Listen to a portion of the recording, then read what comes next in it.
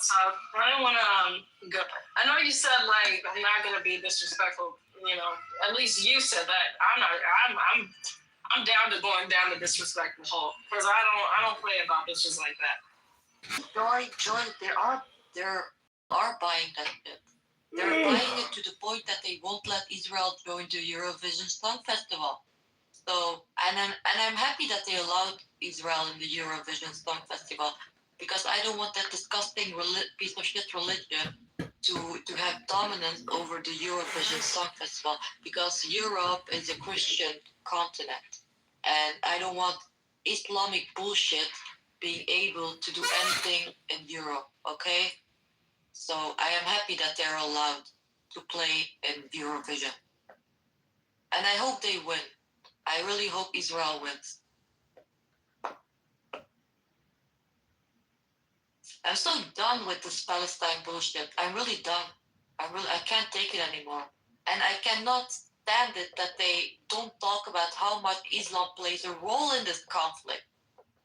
They literally wish up death on Jews. They don't want Jews to exist. They don't want the state of Israel to exist. And they also, there's also written in the Quran that Bani Israel shall rest in the land until the day of judgment. So why do they want the Jews gone there? Why do they wish up death on the Jews while the Quran says that Bani Israel shall dwell in the land until the day of judgment? That's what the Quran says. So they should accept the Jews in the land. It's what their Quran says. It's not what my Bible says. It's what their Quran says. So I'll be honest. That pro-Palestine stuff is the reason why I'm so against it. It's like, I mean, I'm East African, right? And I have family there, and I also have family in West Africa. People haven't addressed the genocide that's happening in Africa. They're a world country when it comes to Muslims going there and pretty much beheading people for their beliefs, right? Christian beliefs and stuff like that. They're doing that shit all over the fucking place. I don't hear nothing about that. Right? So, yeah, I don't want to hear none of that shit about no pro-Palestine bullshit. Because I know what the fuck they're doing in Africa. Get out of here.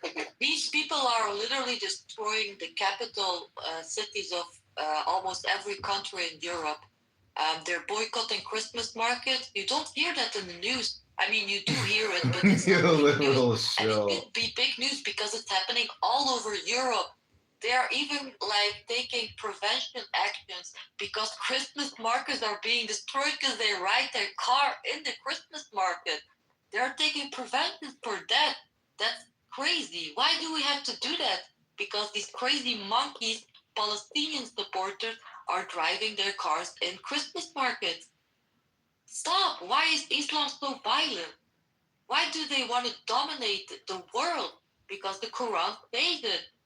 Kill them all until, like, Allah, like, I don't know exactly how it was written, I read it, but they have to, like, kill everyone of us that denies Allah until Allah dominates the world. That's a lie. That's a lie. That's not a lie. It is a lie.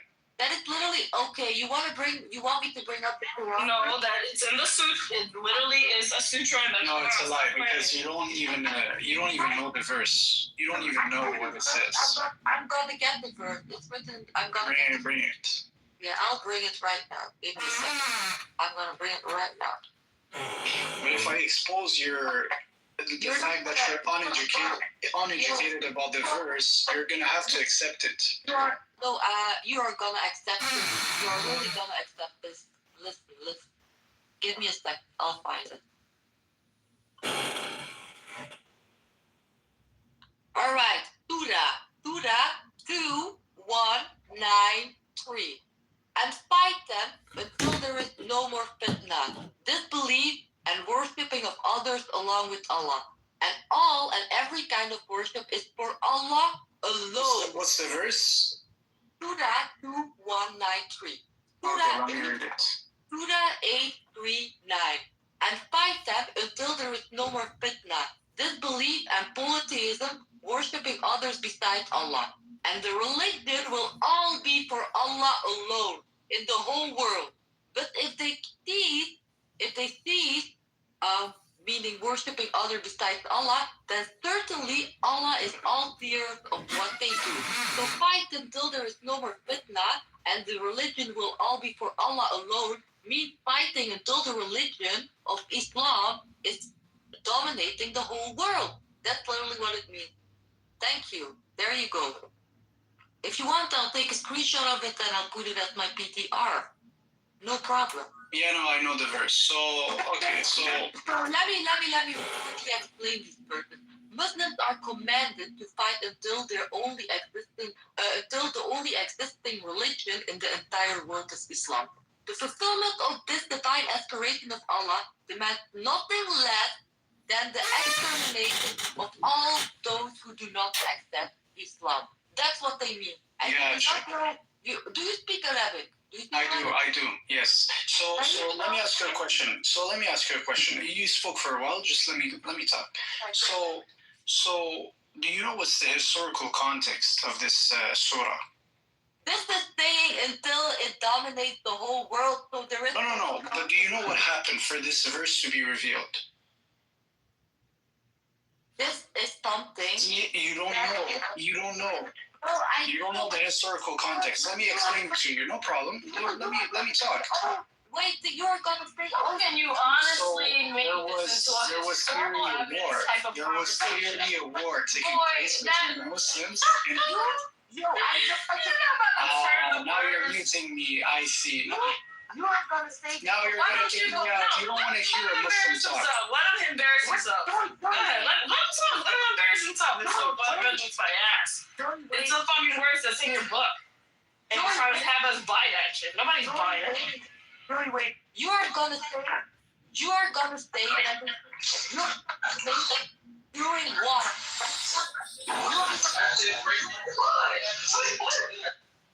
You are gonna bring up the war, right? That's what you're gonna bring up. I've heard that excuse.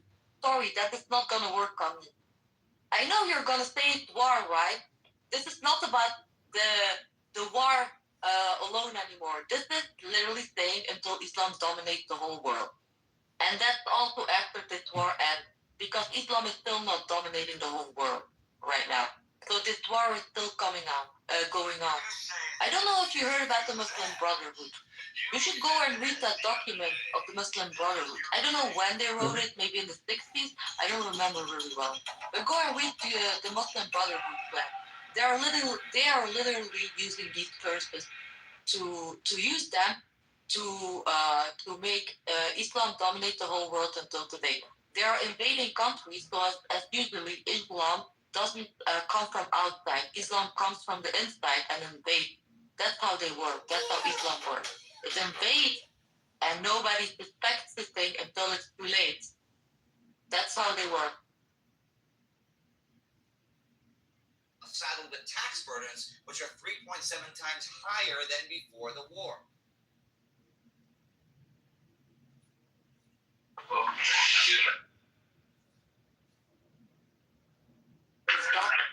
I'm surprised that you've got replays on here, Miss Fatima. You're usually the one that always does replays off. But this is not my room, John made it, so I don't care. Oh, okay. And always, you're uneducated. I hate it so much. If it's literally saying to talk until, oh my God, like, it literally says until there is no more fitna, no more disbelief, polytheism, worshipping others beside Allah, till there is no more fitna. And the religion will all be for Allah alone. Surah 8:39. Yes. That's what it's saying.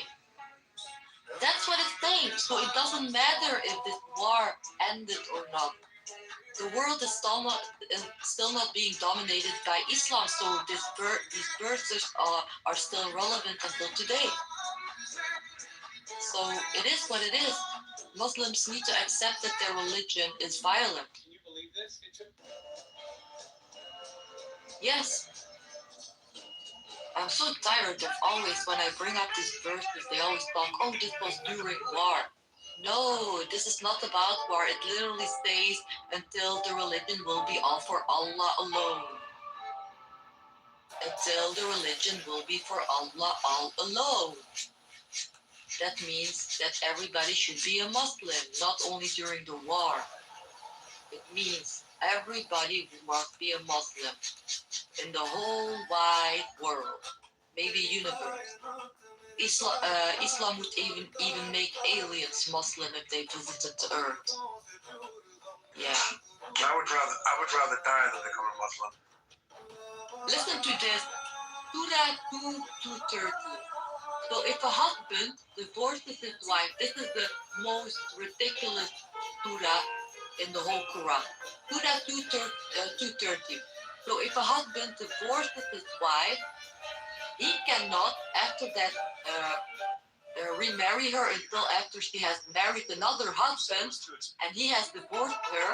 In that case, there is no blame on either of them if they reunite. So what this verse says, so that's fornication.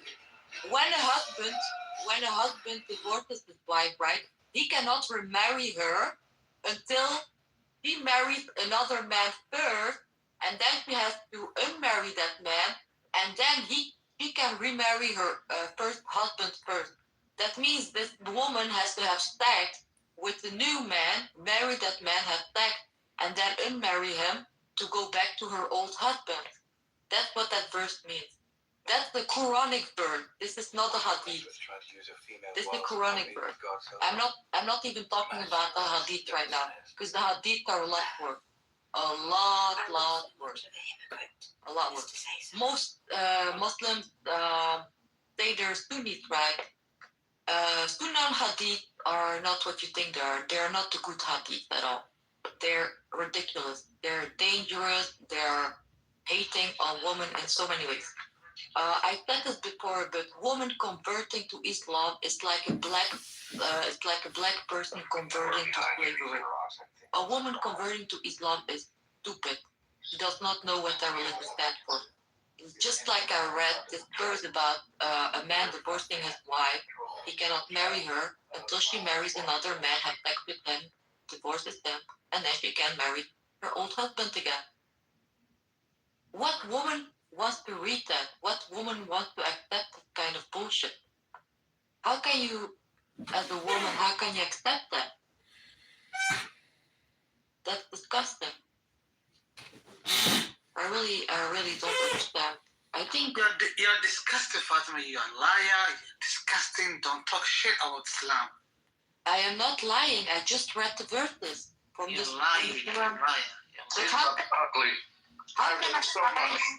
I've learned so much from you, Fatima, about Islam. How can I lie? How can I lie when I proved it with surahs from your? We read out of the Quran. We're not talking shit about Islam. How are we lying when we're telling you exactly what's coming out of the book? What Quran did you say? What Quran? Why don't you mention it again, Fatima? Sutra what? What do you mean, what Quran? I thought there was only one Quran. I thought the word of Allah was original. Every Quran is the same, right? No? So, what do you mean, what Quran? You always like to say there are different kind of Bibles. Are there different kind of Quran? Is that what you're implying? Oh, a new Islamic dilemma. A new Islamic dilemma, right there. I know what I read. This is not a misinterpretation. If you want me to read it again, I'll happily do it, little Muslims, little dumb Muslims. I'll happily do it. If you want, I can even bring up some hadith. Sunnah hadith, Sahih hadith, because except for Sahih hadith, you like to say everything else is weak, right? So I have some beautiful Sahih hadiths as well.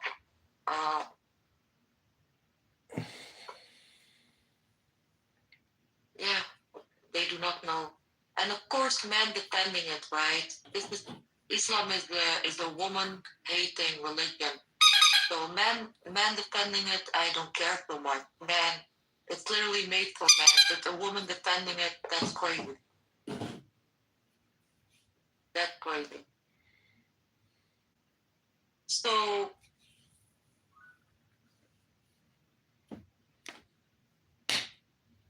Are you putting me down? yes, because you weren't listening. What Quran say? Can you say? What reciting. do you mean, what Quran? There's only one Quran, so what are you talking about? There's no any Quran who say anything about that you say now.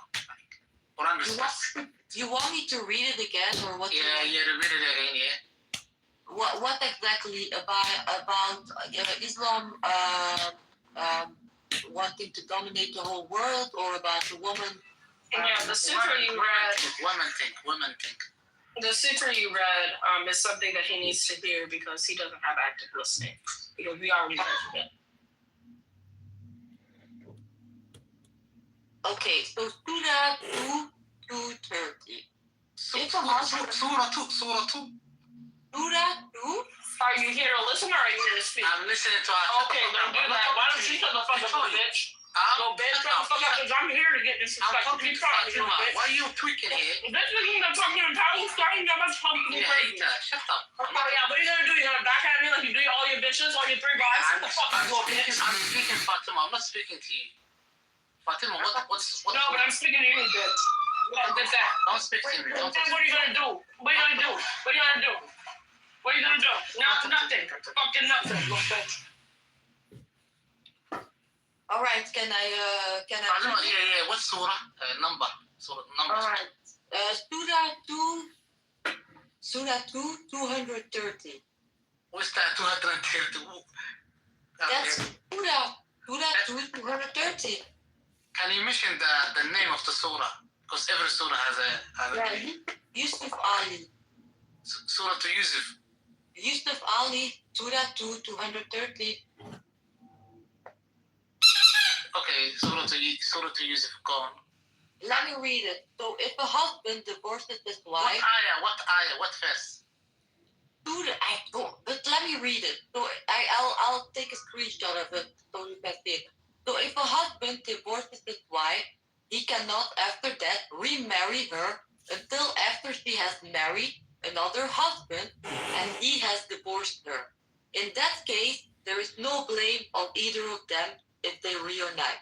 So she has to marry another man, have sex with him because that's what they have to do when they marry, and then they have to divorce with consent from the new husband so she can remarry her old husband again. Beautiful verse. This is the worst verse for a woman in the whole Quran.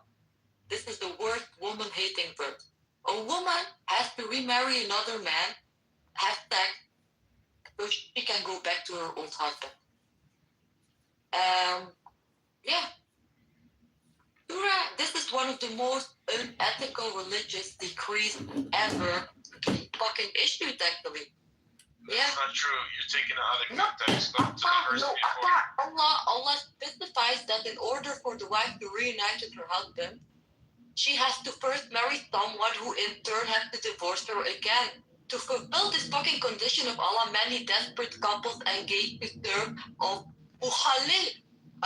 This literally means one who makes lawful. Bro, you don't know the Quran. Stop You're talking. taking it out of context. But there is no context. When she divorces her when the first husband divorces her, she cannot they cannot remarry until she marries another husband, and she has to have sex with her. And then the husband with consent has to divorce her so she can remarry her old husband. That's it. There's nothing to interpret it. There's no other interpretation. This is literally what it means. End of story. I read it. Point. Simple. But Stop. I'm an Islamic scholar. Stop making excuses all the time. Stop. Oh, I was good. Stop trolling. No. I thought you knew it was me. I was not looking at the screen. I was not looking at Why are you laughing? You're saying that she's taking it out of context. Why don't you clarify since you know so much? Okay. No, You're laughing, but she's actually trying to explain it. And you're not even actually bringing anything. Why don't you do that? I just want to add one thing to what Fatima said. This is called halala. It is practiced in India. It is practiced in some parts of Iran. It is practiced in Pakistan. Yeah. And the halala is done with mostly the guys who sleep with these women are the mullahs of the mosques. Some of these mullahs have slept with over 200, 300 women, and they charge money for it. You have to give money to the mullah to sleep with your wife if you want to take her back. How shameful. What a fucking disease of a religion. You do not know the religion. This is not relevant what you're saying, because according to your Quran, it's allowed. So whatever. If a Taken man, out of context. it's allowed. It's allowed. Yes, it's allowed. Your Why Quran- didn't you find the context, motherfucker? You keep saying taking out the context. Why don't you find the context, motherfucker? You keep saying it.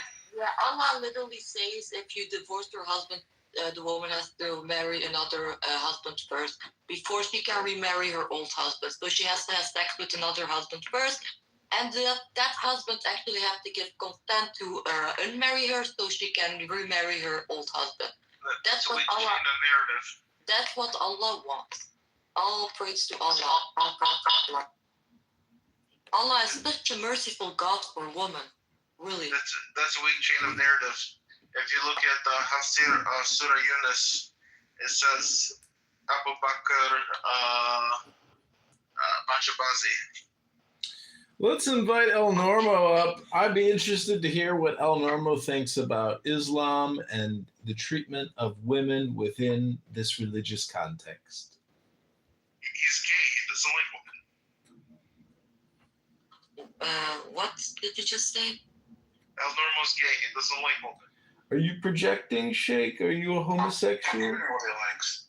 Oh, hey, Al Normi. Hello, Al Normi. How you doing, Al Normi? I'm sorry. Is he gay because he likes grown women, unlike your prophet who likes children?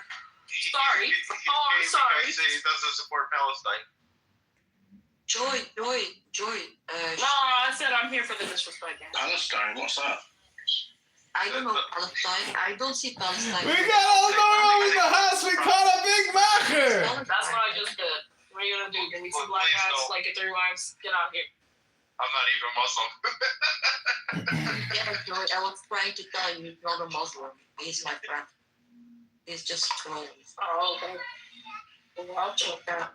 You're doing a great job. I love the energy towards Muslims. Because even if you read it perfectly, the Muslim will say you're taken out of context. Yes, Angie, I like that comment. You're right, Angie. They're always coming with this claim. It's out of context or it's a weak hadith. It's strange. It's strange that every controversial thing is always out of context or it's weak. Very strange, right? Christians, the laws of Moses, right? There are some horrible laws, right? But we as Christians, we own these laws. These laws were given to the Israelites, right? I mean, yeah. Does my account look more Muslim now? These were not laws for the whole humanity. But we own these laws. Yeah, there were horrible laws given to the Israelites. Yes, that's true. We own that bit. Muslims, they don't own that bit. The only thing they can say, out of context, weak hadith. We don't accept that.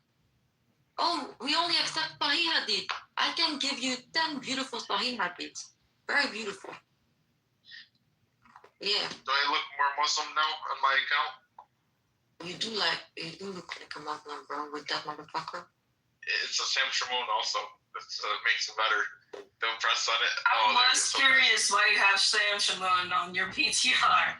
You wonder your Sahih hadith how Muslims will receive in their place a Christian or a Jew that will go to hell for them, so they can go to heaven. I can read it right now.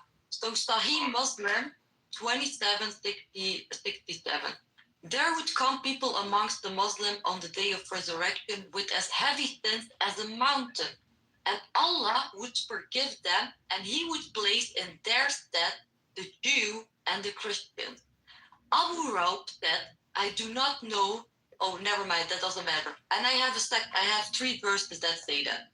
Sahih Muslim 2767a. When it will be the day of resurrection, Allah would deliver to every Muslim, a Jew or a Christian, as they, that is your rescue from hellfire. The third one, Sahih Muslim 2767b. No Muslim would die, but Allah would admit in his death a Jew or a Christian in hellfire. Beautiful, right? We are basically their Jesus. We are their savior. We will go to hell for them so they can go to heaven. Even if their sins are as big as mountains. That's beautiful, right? We are their savior. At least we're doing something good. They're doing nothing good for us. Yeah. They never did, they never will. Shabbat Shalom to all my Jewish, Muslim, and Christian friends. Shabbat Shalom. Here is a hadith about the Jews. God cursed the Jews. Fasts were declared unlawful for them, but they melted them and sold them. So God cursed the Jews. Allah cursed the Jews. Yes. God's messenger said, God cursed the Jews. So Allah cursed. Do you think we should care what other people's books say? Like, I don't go reading their books. I don't care. We should care because they obviously don't know what's written in their books. They don't know what they're following, and that's why they hate you so much. That's why they hate you. They don't hate me. The Muslims I know love me, and I love them. I have no problem with it. It's so ridiculous if you really think that Muslims can literally from their heart love you. They're Why not? because they're literally like their prophet tells to curse you. Like, come on. This prophet, I don't even know this guy. What do I care about this guy? They know we're the real deal. They know that we were here before them. They know that they copied their book from us. They think that we're the original, and this is why they want to get rid of us, because our existence is a contradiction of theirs. And that's okay. I don't care if this is a problem for them or not. If they don't bother us, then I don't bother them. People like, hey, you want to believe in XYZ? Go ahead. This is not our problem. I don't care what they believe. Yeah, you should care because they hate you for it. So Look, they believe in, if they behave badly, then they get consequences for their bad behavior. If they behave nicely, they get consequences for their good behavior, like anybody else. oh, listen to this Sahih. Sahih al-Bukhari 304.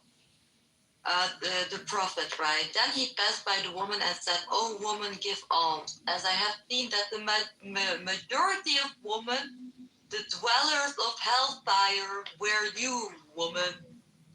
So the majority of dwellers of hellfire are women. So most women in hell, there will be mostly women. Yeah, beautiful, right? What a beautiful religion for a woman. Love it. Oh, this one, Sahih al-Bukhari 5093. Allah's messenger said, evil omen is in the woman. Beautiful, beautiful, beautiful for a woman. The prophet said there's an evil omen in the woman. Beautiful, yeah. So then you have Sunan Abi Dawud 2146. It says here, women have become emboldened toward their husband. He, the prophet, gave permission to beat them. Beautiful. Yes. Sunan Abi Dawud 2147. The prophet said, a man will not be asked as to why he beat his wife. So he can beat her whenever he wants. They don't have to justify it to anyone. Yeah. That's Islam. That's Islam. I don't think there are a lot of Muslims here. Ramzi, you don't need to come up because you're not being serious. I don't want to talk to you. Ramzi, I'm just saying. Fatima, hello. Oh, hello, Michael. Hi, Fatima. If you don't like the religion of Islam, just leave it. I am not a Muslim. Okay, so good for you. Yes, very good for me. And I was never a Muslim. I never took my Shahada. My parents didn't raise me in any religion. Alhamdulillah. Alhamdulillah, I was never a Muslim. Alhamdulillah, thank you, Mom and Daddy. Really, I'm thankful for that. Ramzi, I literally gave you the verses from the Quran. I literally gave you the Hadith with the number. Tahihadid. I should educate myself. I think I just educated you. These things are literally written in your hadith. End of story. I am not making this up. It's written there. It's still there, and it will always be there. So stop making excuses. Stop being apologetic for your ugly ass motherfucking Prophet Muhammad. Please be upon him instead of peace be upon him. Yes. I hope he burns in hell. Do Muslims have any rules about eating waffles? No, I don't think waffles were a big thing back in the Prophet's day. Oh, okay. Well, that sounds cool. Why are you so interested in waffles? Why don't Well, you? If you love waffles so much, why don't you just come live in Belgium and eat some good real waffles? well, have a waffle maker here, and when I see you, I often think of waffles because you're in Belgium. Yeah. Did you have any waffles today? If you've never been a Muslim a single day in your life, how do you know all these things about this religion? Because I grew up, my family is, I have Islamic family, so I grew up around it. I've never been a Muslim a day in my life, but Did they abuse you? Like, did they mistreat you? in our country we have this thing called newspapers, and then in the newspapers we read about it. And we also have this thing called books. Do they have books where you live, Michael? We read books in my country. Yes, sir. I was asking Fatima if her family was like abusive or mistreating her because of the Yes, I was asking you if you have books in your country. Do you? No, they weren't, but they were not very happy with a name like me not being a Muslim. They were very shady towards me. So, Shady. yeah, they didn't mistreat me because I didn't let them mistreat me. Yeah. So, how about that? Hey, Michael, are you a Muslim? thing that, my understanding is that Muslim, the So Muslim I have societies have a lot I'm of curious about problems. something. Is it true that you guys have a book that's very much like our book that was written 2,000 years later? Is that true? Huh? What? You mean like religious texts? Quran. Oh, you want to hear how Muhammad married? Why Muhammad married little Aisha?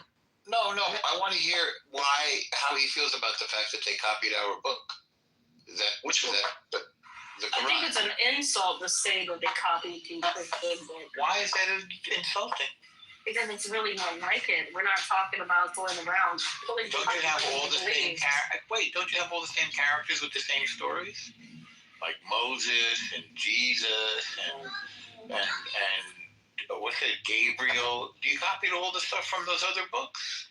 Isn't that true? Oh, me? The Christian text is older, so we wouldn't be copying anything.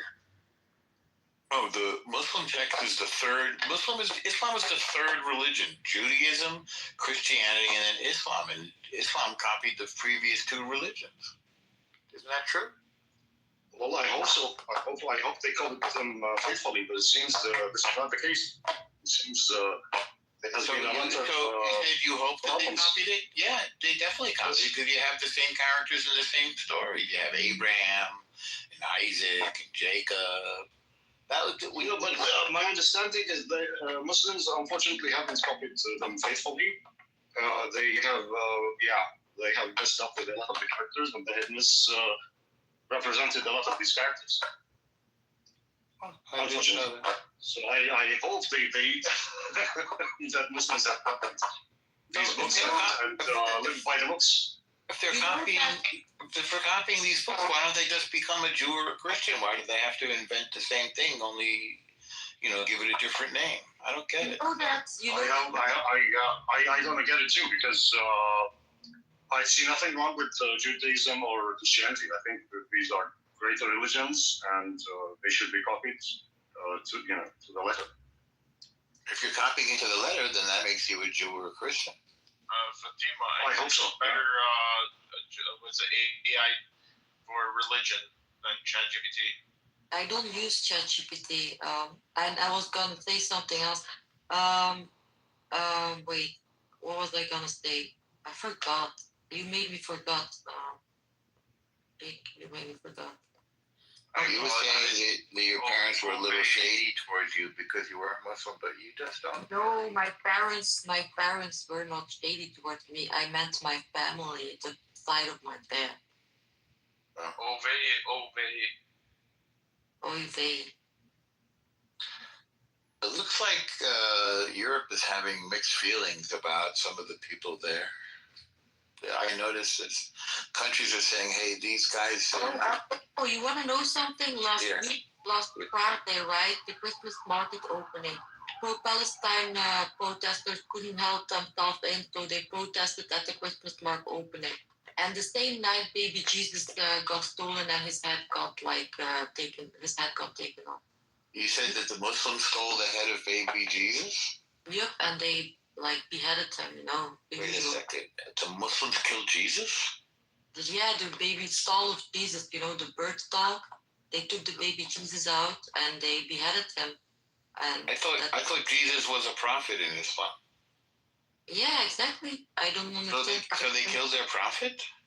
They apparently they killed the man that will judge them on the day of judgment. This doesn't look good. It doesn't look good for them. It doesn't look good at all. Why do they attack the Christmas markets? Is it because they don't get presents? Maybe that's why. Yeah, they're probably jealous. I don't know.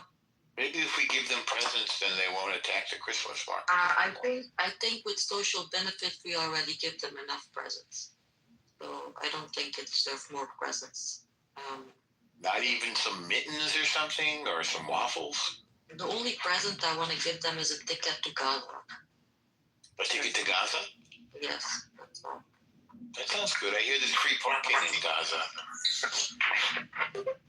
And there's probably a lot of parking as well, because Israel won't Gaza, Well, a lot of people were saying around the world, free parking in Palestine. So they got free parking in Palestine now. Yeah.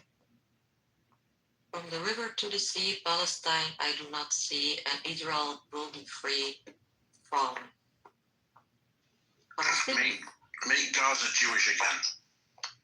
Ruben, this is not funny. There were several Jewish communities historically in Gaza, and the synagogues are still there. It was a big port. I don't think it's reasonable for those communities to be erased. I think they should be restored, Ruben. I'm not kidding about this at all.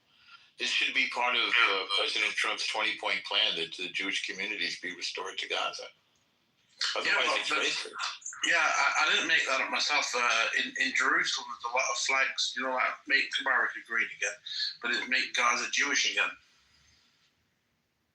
It's hard to pronounce, though. That would be like Magajiza. But if they don't hate Jews, then they have to restore the Jewish. I think it's I think it's not fair, and it's genocidal what happened to the rights of the Jewish people in the Middle East. My understanding is there has been a lot of at least cultural genocide of the heritage of the Jewish people all over the Middle East, and I hope Jews, just like everyone else, have the freedom to live and work anywhere they want in this world. So I hope I agree with that. I agree with that. Maybe we should tell the United Nations.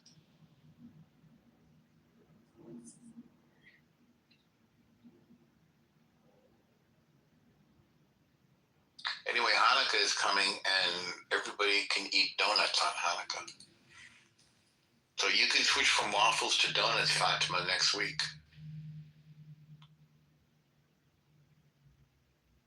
Oh shit, sorry, my mic was on. Sorry, say that again. You could switch from waffles to donuts next week because it's going to be Hanukkah. Oh, I don't laugh. I actually, no. I need to stop eating donuts, bro. I'm thinking of donuts. You should enjoy. You can have one once in a while. Here, I'll sing you a little song. Put on your yarmulke. It's time for Hanukkah.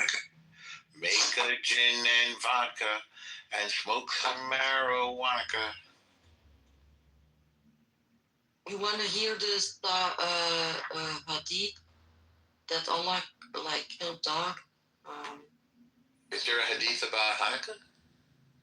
I don't think there are any Hanukkah hadith in Islam. Yeah. There's no Hanukkah in Islam? I read it quickly. Sahih Muslim 1570. So Allah's messenger is giving commands for killing dog in Sahih Muslim 1578. Yeah. So yeah.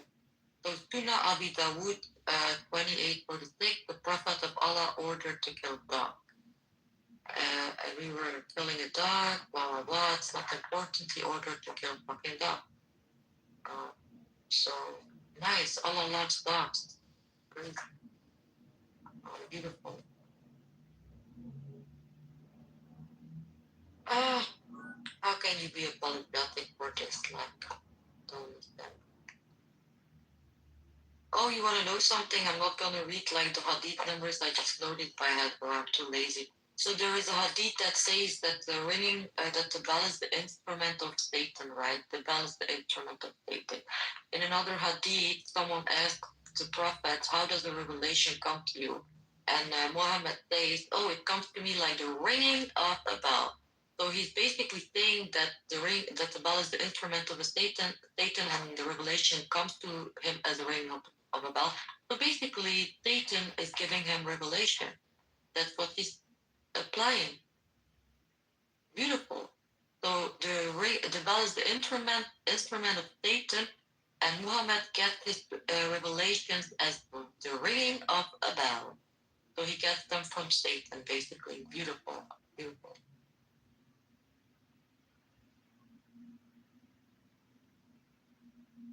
There's a hadith that says that if you dream about something and it doesn't come true, it's not from Allah.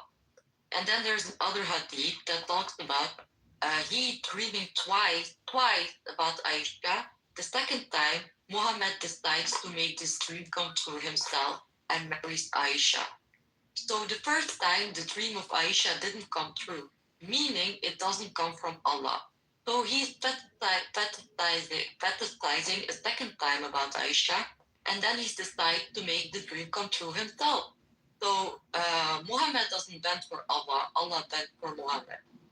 Basically, every time he wants something, he takes out of his back pocket, and he reaches out to his back pocket, and he takes out a revelation that suits him. Every fucking time Prophet Muhammad does this. Every fucking time. Every fucking time. Crazy how he married Aisha. He had a dream twice about her before he decided himself to marry her. Because a little girl is not going to come up to him and say, "Hey, old man, I want to marry you." A little girl's not going to do that. So he made that decision to marry little Aisha. So the dream did not come true itself. He made the dream come true after a second time dreaming about it. While he says in the hadith, if a dream doesn't come true the first time, it's not from Allah. So actually, maybe that was our God saying, "Oh, marrying a 6-year-old is not okay. That's why the dream didn't come true the first time." But he was actually just fantasizing about little Aisha, and he said, "Oh, the second time he was fantasizing, dreaming about her, it must be from Allah." So he decided to marry her himself, because a little girl is not gonna decide to marry a fucking old man. That's how he married little Aisha. One time dream, not come true, not from Allah. Second time he dreamed, he made it come true himself. So that's the story of how Muhammad married Aisha. He dreamed about a little girl, perversion, pedophilia, dreaming about a little girl and then deciding to marry her. That's pedophilia, literally. You're taking it out of context. Yeah, I am taking that out of context. I'm taking it way out of context. What is the context in this case? I don't know, you tell me. From my understanding, we take the hadith of Aisha as hadith of Aisha, means Aisha's opinion, which, as you know, is not taken seriously by Muslim jurisprudence. They don't take her seriously. Like, for example, she has these hadiths about breastfeeding adults. This is not taken seriously. The Prophet left little Aisha literally in the middle of the desert to go to another woman. He left Aisha and one of his followers had to take her back. Like, bro, he had to marry about her 2 times and then he decided to marry her. Because the first time it didn't come true, which means it's not from Allah. So if the first time a dream doesn't come true, it means it's not from Allah. He dreams the second time about her, he makes it come true. So that's literally him fantasizing 2 times about a little girl. He's a pedophile. Who narrated that he fantasized about this girl? Give me a second. I'll get it in a minute. Wait, give me a second. I have it. Oh, it's actually narrated by Aisha herself. Sahih al-Bukhari. Exactly. Yeah. There you go. Yeah, it's narrated by. So you're taking your religion from Aisha. Of course, you have to deny this kind of religion. It's a horrible religion. No, this is a Sahih hadith. Sahih hadith. Of course, it's Sahih. It's Sahih. Yes, Aisha was reported to have said that. Yes. Yes, it's Sahih al-Bukhari 3895. So shame was on who? Shame was on what? What do you mean shame was on who? There's a woman claiming that that a presentation of God was fantasizing about her. Yes. Okay. The Prophet said to her that the Prophet told her this. No, she's saying she claimed that the Prophet told her. That's the narrative. That's a correct Sahih narrative. Oh, so you're gonna say this is a weak hadith, right? All right. No. It's not weak. It's Sahih. It's accurate. She was accurately reported as saying that. How do you know God doesn't exist? And then another hadith And this is a judgment against her. This is what's a I said, burden how do you know on that her God to doesn't prove. exist? He said the same Yeah. way that you know God does. Yet you chose to That's believe right. I that. should explain what I meant by that. If you were talking to Daniel, Actually, let me try that again to explain what he means. Maybe there is Really spastic, You think dude. that that's a How many little W's is this? Well, prima facie, no, but like he claims to have an interpretation, so that's fair enough. That's feces, isn't it? That's defecation. Prima facie in his species, that's Yeah. right. Posse That's feces. right. But wait, but he gets a chance to like explain what he means, right? Like maybe it does make sense. I don't know. Yeah, it makes sense because I would guess that subjectively speaking, as a human being with sense perception and an overlapping reality that we share, like I could get on a plane and fly to your town and have lunch with you, right? So we share a reality. In that reality, you had an experience that led you to believe that it was a God experience, and that's your experience. Well, in my experience, I have the absence of that same feeling as you. So I don't know that a God doesn't exist, but I believe that one doesn't exist. Does that make sense to you, Andrew? You don't have to ask me, buddy. I wouldn't be part I don't need to ask you if it makes sense to you. Okay, I'll ask Deepak. Deepak, do you think that makes sense to Andrew? Well, the question isn't whether that makes sense. I mean, that sort of makes sense. But the question is whether that's a reasonable interpretation of like what you said, right? Which is the same way that you know that God exists, I know that He doesn't exist. I mean, I don't think that's. Yeah, I can rescind that. I don't even need to focus on that like Andrew. Yeah, so you have said something. I could even take that back. Okay, I misspoke. So you have said something Yeah, I could just say I misspoke. So bad. You have said something. Andrew. Yeah. Dude, come on, man. Let's take some Yeah. breaths. Let's take some deep Oh, breaths. Andrew. Look, as John Goodman said in The Big Lebowski, calmer than you are. I'm fine, brother. I'm just telling you that he said more retardation by saying, "Oh, I just think it's controversial." You're gonna look like. I think there's a way. I interpreted what was going on like a little differently. Right? When he said, "Well, the same way you know," I think that he had a plan to start mirroring whatever you say next, right? So that's what he meant by that move of. No, that's not it. No, you're wrong about that. No, you're right, Mr. Chris. Kitover, You're that right, is and he didn't think it through. He's like, it's like. I think what you guys are doing is really going meta instead of having a conversation. I can just keep doing the same thing Andrew's doing. I'll just keep talking through people and just like keep talking because I can come up with sentences as well. Because I have pretty broad articulation of facts, knowledge, and understanding of ideas and things I read. So I can just keep talking through people too, like Andrew. Let me. Hey, honey, I have Down syndrome and I want to talk to Andrew's talking and Chris is talking, Honey Badger. Sorry. Let me You guys want to just keep doing that, man. Jacob, did You guys want to gonna say do that? something? Jacob, Honey, stop. Jacob, The sunnah of the prophet. I don't understand what you're saying, that Aisha is not a credible source. Is that your argument? No, the hadith is authoritative, yes. It is authoritative, and it says that Aisha said that's it. Aisha's imagination of Jesus, or the representation of Jesus, or the representation of God, or the representation of the divine, of truth, is this. Now, the question is to you. Do you really believe that? So obviously, you seem to be believing it. Is there something wrong with you? Like, have you taken wine tonight? There is something. Do you want to understand Muslims or not? Of course I do. It's just There is 1.5 billion people who are Muslims. If you want to understand them and coexist with them, you need to understand them with truthful understanding.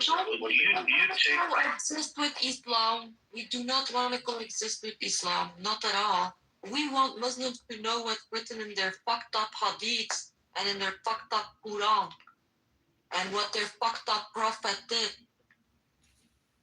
Belief be upon him, piece of shit. Police be upon him.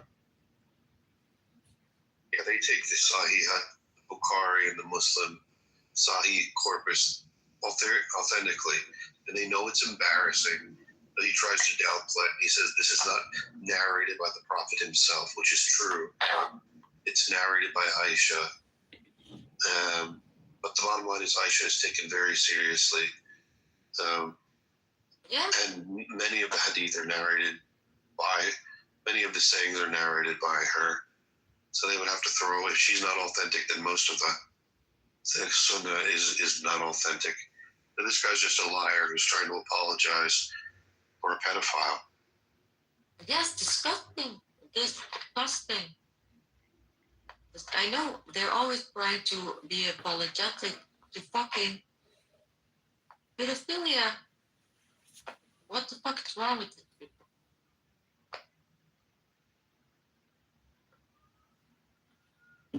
Yeah, the guy fucked a 9-year-old girl according to their own tradition. And we met and we instantly become Islamophobic. Why? All we're doing is reading from their texts. Sahih Bukhari, Sahih Muslim, authoritative, authentic hadith. Married at 6, consummated at 9, and narrated by Aisha, and with a proper vein of narration, which is authentic. So you can go fuck yourself, dude.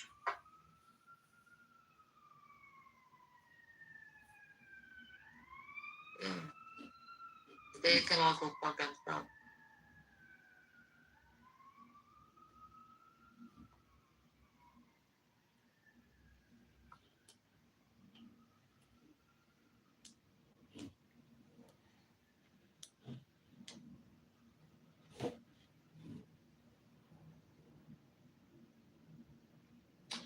Well, welcome back to another exciting episode of Fatima versus the Muslims of Islam, otherwise known as the Mohammedans. A Friday night banger full of fun, enlightening education, debate, and, you know, this is war. And make no mistake about it, that my favorite restaurant was torn down. A mosque was put up, and now all these illegal alien Muslims have citizenship, and they're driving Ubers and having families and taking welfare subsidies. You know, It spreads like a mind virus. And how do you defeat a mind virus? Fatima, our secret weapon. Bro, I'm trying. I'm not so educated. I'm not so educated when it comes to Islam, but I know the verses that are bad. I know. Well, El Normo and I also know some verses that are good. They come from a book from the Alter Rebbe known as the Tanya. El Normo and I are in a book club. AI, coming up on the 19th of this Hebrew month, they're celebrating the liberation of the Alter Rebbe, by the way. It's kind of the 19th of Tammuz. Stalin? It's a little bit of a The big deal. liberation of Stalin! I'm sorry, the 19th of Kislev. Did I say Tammuz? I'm sorry. And I heard a little talk on the liberation of the Alter Rebbe this evening, the author of the Tanya. The Russians jailed him for 52 days, and then they set him free. And the Chabad Lubavitch Jews celebrate that day of liberation for the Alter Rebbe. Do you know why it was 52 days and not 53 days? I'm sorry, you're right. He was 52 years old and he was in prison for 53 days. You're absolutely right. Hey, El Normie, welcome back. Where's your Clubhouse Plus? I thought you were a very important person. Say this again. Where's my Clubhouse what? Your Clubhouse Plus. I thought you were a VIP. My Clubhouse. Oh, you know what? It lapsed yesterday, and I'm trying to see. I find it fun, but I just want to see, do I really like it? I never use it. I never go anywhere anonymous, so I'm not sure what I need it for. Me neither. I don't use my What What was that? What language is that?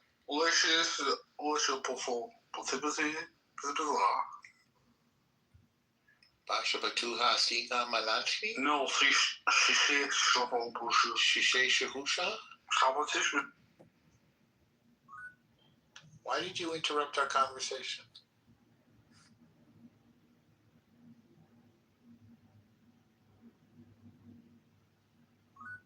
Yeah.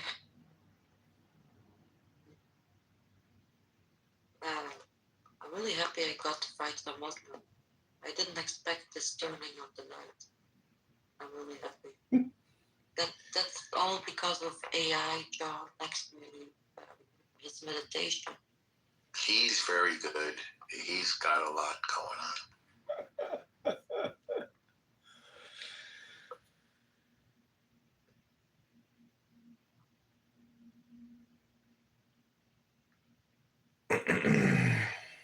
Thanks to you, I had the chance to fight a El Muslim. Normo, defending the Islamic positions.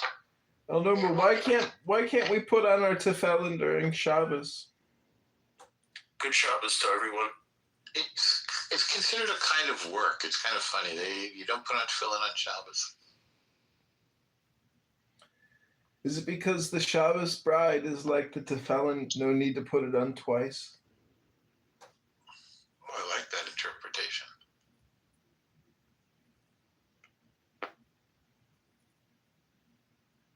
Welcome, Jim John. Who are you?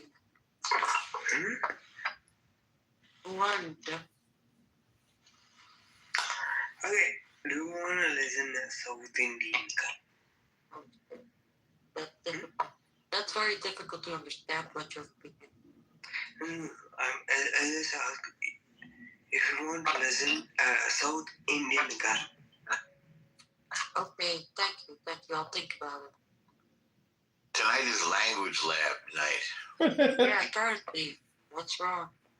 Did people lose their language tonight? They're speaking in tongues. Right.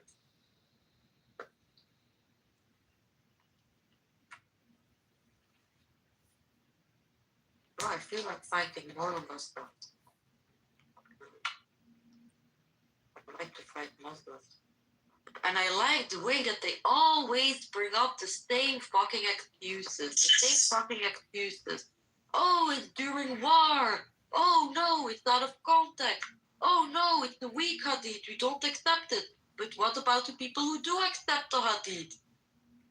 Oh yeah, we don't think about that, right? Oh shit. If these hadiths are all weak, then why are men in Islamic countries still marrying fucking minors? If they're so weak, right? Why is this still happening in Islamic countries in masses? If they're so weak. If these hadiths are so weak about beating your wife, why are women in Islamic countries being beaten? Why? After being raped?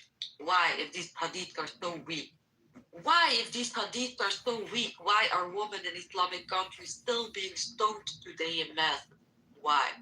If these hadiths are so weak, why, if there is a natural disaster and women are going in under the rubble, men cannot take them out because they're not allowed to touch them. If these hadiths are so weak, why are they not taking the woman out from under the rubble? If these hadiths are also weak, why is this happening? Because these hadiths are not that weak, apparently. You know, They're apparently strong enough. Fatima, I saw a news article about female mummies in Egypt, and it turns out that female mummies versus male mummies were mummified differently because the families wouldn't bring the women to the mortuary because they were concerned about necrophiliacs. So they would wait a couple extra days to mummify the body, and therefore not a lot of female mummies exist because they entered into a more rapid state of decay. So I'm just saying there's different norms. You know, El Normo, the normative is, the joy of the world. So El Normo has the solution and he understands the problem. Oh, is that true, Mama? Put on your yarmulke. It's almost time for Hanukkah. Oh, check out my yarmulke. What do you guys think of my yarmulke? I haven't read the photo. I'm thinking about getting this one for Hanukkah this year.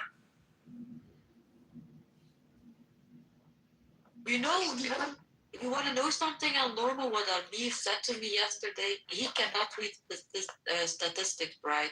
So he was reading statistics of rape victims in Belgium. He was not reading them right.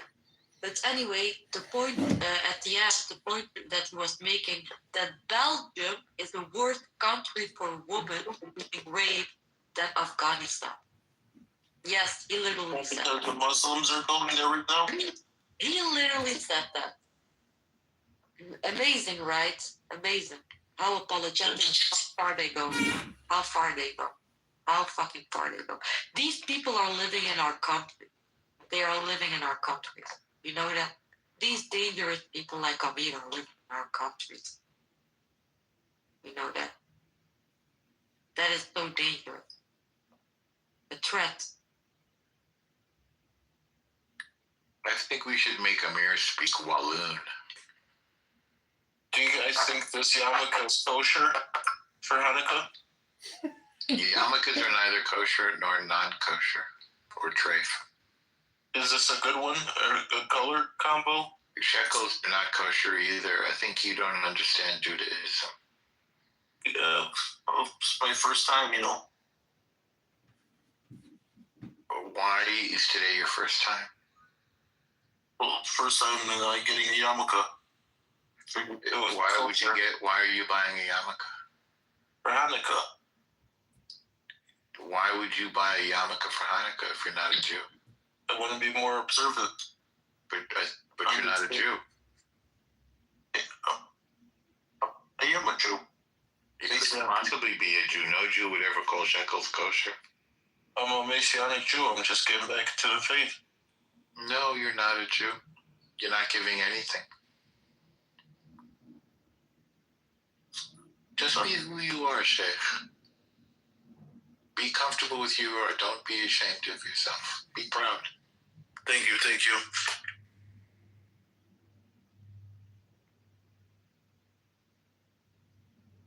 You know, the saying, like, you walk a mile in someone's shoes, you understand them? What if you walk a mile in their yarmulke? Still won't be a Jew.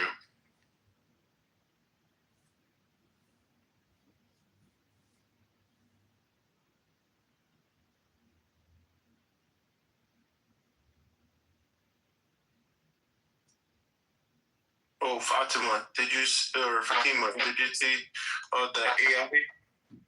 What AI? The one I sent you in the messenger. It's a great tool. Yeah, but honestly, I don't prepare to use much of AI. What about it? What is it? Oh, this is from Rabbi. Little Rabbi?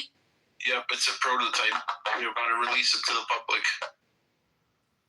Ask first, so I have to ask something and you will give me a question? An answer? Yeah, yes, ask any question. Is Rabbi an idiot? Who's Rabbi?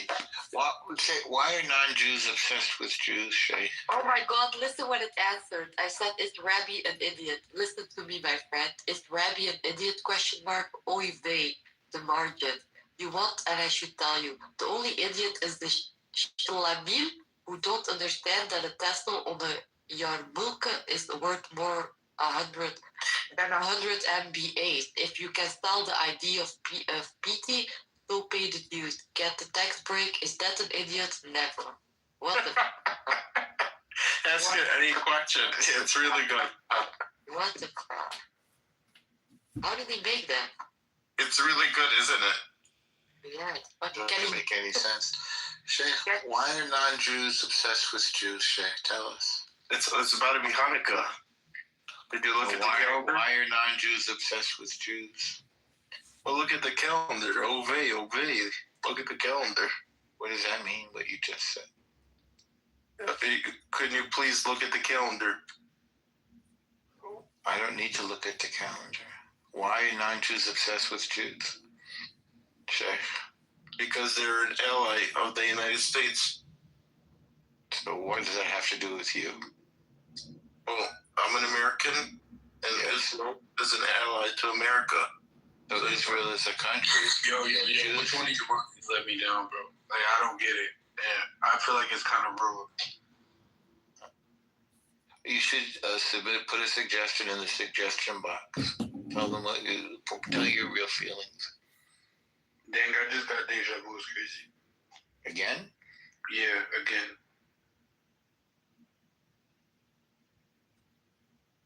Oh, I wanted to ask you something. Can little Rabbi read the questions that are being asked somewhere? No. Oh, too bad. I would love for him to read the questions and ask. I'm not sure just yet, but this is going to release near future.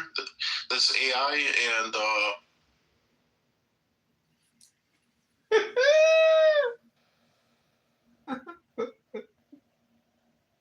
What was that? Did he really make that? Yeah, somebody got mad at me. I don't know who, but we're gonna IPO it. Who does that? Come on. He's gonna IPO it. He's my friend. He's a little annoying. I'm sorry. But I wasn't even talking to Norbo. I don't know why he's mad. I'm not mad at all. I'm sorry, Sheikh, but my AI is going off, and it keeps. Unfortunately, it's fully automated, and it just keeps kicking you to the audience. I can't help it because I've set up my AI in a way that's fully automated. Welcome back to the room, everybody. This is Fatima versus the Muslims of Islam, otherwise known as Mohammedans. These are people involved in an organization known as the Mohammedans. And Fatima has graciously, like Joan of Arc, picked up a flaming sword of truth and power and vengeance. And Fatima has declared war on the Muslims. Yes, I have. Guys, let's give her a round of applause, please. Give her a round of applause.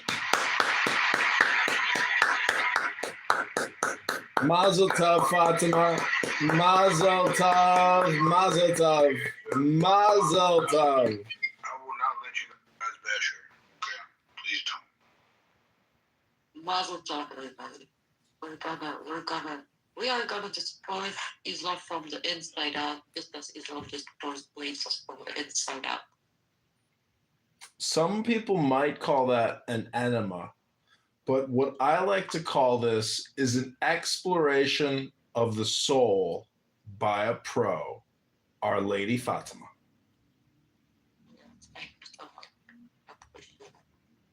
So we have to use the same tactic that Islam uses, right? So Islam invade from the inside out. We need to take Islam from the inside out. We need to destroy him just as they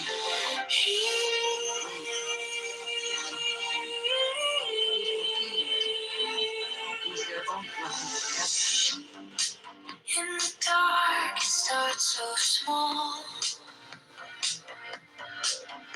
Hey, welcome, Dee. You're a Muslim, right? If there's something you want to share, say. You want to talk about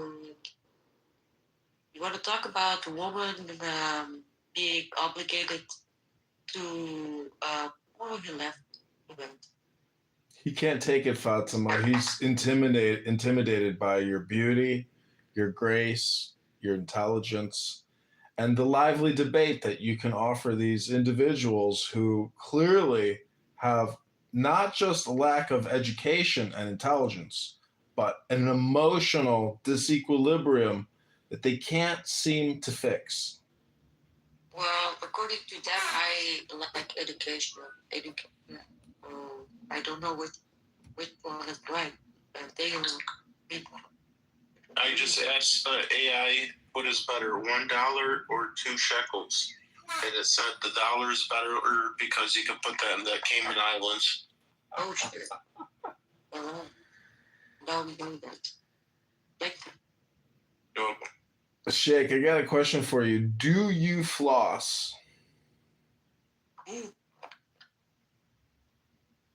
That's a really good question. What do you mean, floss your teeth? Yeah, does he floss his teeth? Of course. The Lie of Israel. Can you floss your teeth while talking on Clown House? Not when I'm on Clubhouse. For me, it's very difficult to floss my teeth because I have these permanent restrainers behind my teeth, right? So it's actually very difficult to do it. Do you have a water pick? Oy vey. You have what behind your teeth? Permanent restrainers. Really? She's got a metal bracket to get those teeth straight. I wore braces, and after my braces, they gave me permanent restrainers. So my teeth won't move there. Oh, well, somebody move Shake to the audience. You never take it off? Shake, oy vey, something happened. It's like you cannot take it off. It's a little iron-like piece that they stick on your teeth from behind. I know what you should use. I actually have one. You should use a water pick. That works really well. So the best thing I can use is actually just like this toothpick. I don't know, but I don't know how to say that in English. Yeah. Oy vey. I recommend the kosher too. Oy vey. I don't even know what oy vey means. What is oy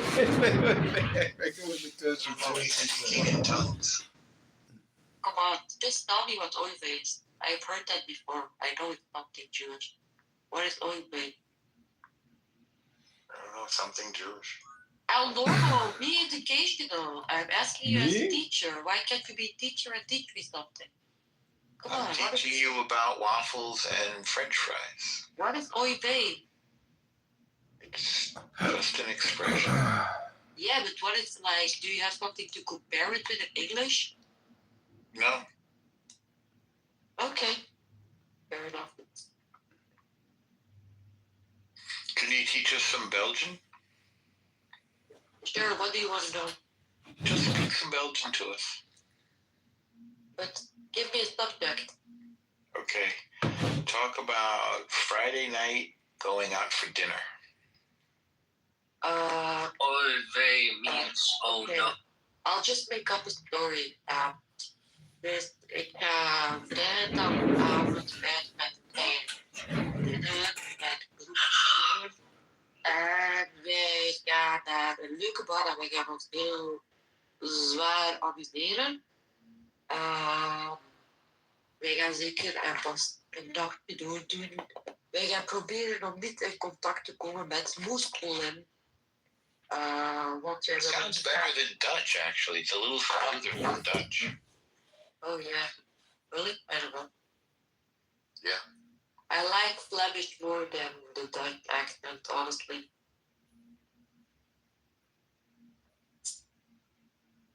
Dutch people are like very loud. They're very what? They're very loud. Oh.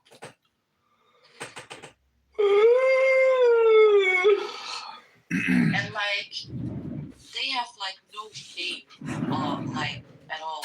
Dutch people. They really have no shame. They don't care. Which is a good thing. I like that mentality. No shame about what? Nothing. Like they don't. For example, there are like people that don't use things to cover their windows so you can look inside their houses. They don't care. Well, presumably they keep their clothes on. I don't know. Who knows? I don't live there. But that's the thing there. I think that was a Christian custom to show that they had nothing to hide. That's what I read.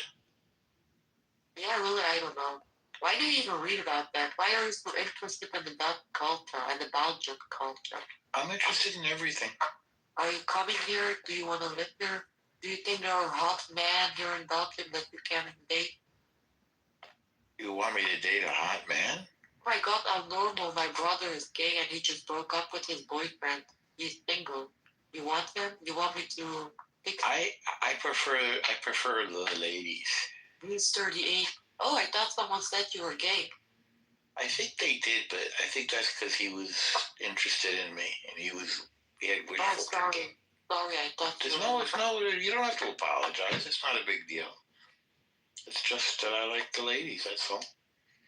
Oh, sorry, but my brother did really break up with his... Why did he break up? I think there is a new man in the game. Not for my brother, but for his, his ex. It seems to me that gay men like to have lots of different partners, it seems. No, they don't. They have been together since they were 17 and they're literally 39 right now. You know how long that is? They were each other's first love. Well, why would you break up then? I have no idea. They're crazy. They sold their house. They bought a new apartment like 4 months ago. And now they're breaking up and my brother is moving. Why did they buy the apartment? And apparently they already broke up before summer. So why buy a new apartment and move in together if you broke up with each other already? I think they'll still stay friends. Oh yeah, they're still friends. They're going out together. But I don't know. Gay people are a different thing. Different thing? Yeah, they're a different thing. Because they're close to their exes because they become like family. Yeah. It's just a different trip. I'm not saying that it's a bad thing, but it's different than heterosexual. You know? Yeah, when we break up, we hate each other. I think that's healthier. No, I don't hate my exes. You have a lot of them? No, I have 2. I don't hate them. 2 is a good number. Yeah. The first one was an Arab. Of course, we don't talk anymore. The second one was a Jew. The second what? Was a Jew. You kidding me? Yeah, from England. What's next, a Christian? Well, I would prefer that, honestly. All right. But I honestly don't really... I don't want, like, someone with no values, you know, and morals, so, obviously. So, obviously not a Muslim, not a Muslim. No Muslim. Find a nice guy by Christmas. That's my assignment to you. Christmas, excuse me, that's in 2 weeks already. Yeah, so get busy. I haven't had a relationship since 2019. Get to work. No, I don't want to. I'm not lonely. I don't care. And if I listen to my friends, it's always problems anyway. Do you have a dog or a cat? You have a dog. I have a dog. Yeah, a little dog. All right, so you have the love that you need. Oh yeah, I give her more love than she gives me love. That's okay. It sounds like you'd prefer to have a dog than be with a Muslim. 100%. Yeah, of course. Yo, John, can you bring my friend up? Come on, bring him up. Aren't you a mod? Can't you bring people up? I can't bring my friend Shake up. Come on, bring him up. Oh, Let him go. he's been brought up and down too many times. I can't do it myself. Well, let's see. Yeah, sorry, Shake. You're gonna have to find it. Oh, I think we got him, but he might get put back down. Let's see how long he lasts. Our normal, please hold yourself. Come on. Why are you blaming the Jew all the time? I thought you said it was you. No, I said it wasn't me. Dogs AI said that he had his thing was programmed to send out people when they got annoying. It's AI. We can't control it. Islam because it's not a religion, but actually it's not a religion. It's more an ideology, and it's a man-made ideology that hates women. Women have to cover so they don't get assaulted or raped by men. Why should women cover that's not completely in the mailbox for these disgusting dogs of men to not rape them or assault them? That's crazy. I hate these mailboxes that they wear, you know? Why would you as a woman, which woman actually truly wants to wear that fucking mailbox? Which woman truly wants to wear that? Come on. You call it a mailbox? I call it a fucking mailbox, yes. I call it a fucking mailbox. That's what it is, a mailbox. A woman what? I am a woman, right? Norma, how do you think Fatima can find more peace in her life? I'm actually pretty at peace, you know. Everybody has to worry from time to time, you know. But yeah, I am pretty Well, I mean, you know, after the war is over and you've exhausted your sword, Fatima, what are you going to do to bring more peace into your home? But I am pretty at peace, especially when I'm by myself. I'm very at peace by myself. You know? Why do you think I'm not in peace with myself? Because I'm attacking Islam? Yeah, I'm just saying because you're fighting a war right now against Islam and the Mohammedans, the Muslims. But after the war is over, how are you going to relax? And what does it mean the war over? That Islam is gone? No, it just means you've exhausted yourself from battle. It's time to re-energize. If Islam is gone, I will take the biggest trip of my life and celebrate it everywhere I go. We have a poll, please. Please vote. I voted. Why did you take Muslim, Al-Norma? Because I'm a liberal. Do you know that Muhammad ordered to kill dogs? He genocided dogs. He literally ordered to kill like dozens of dogs. That sounds terrible.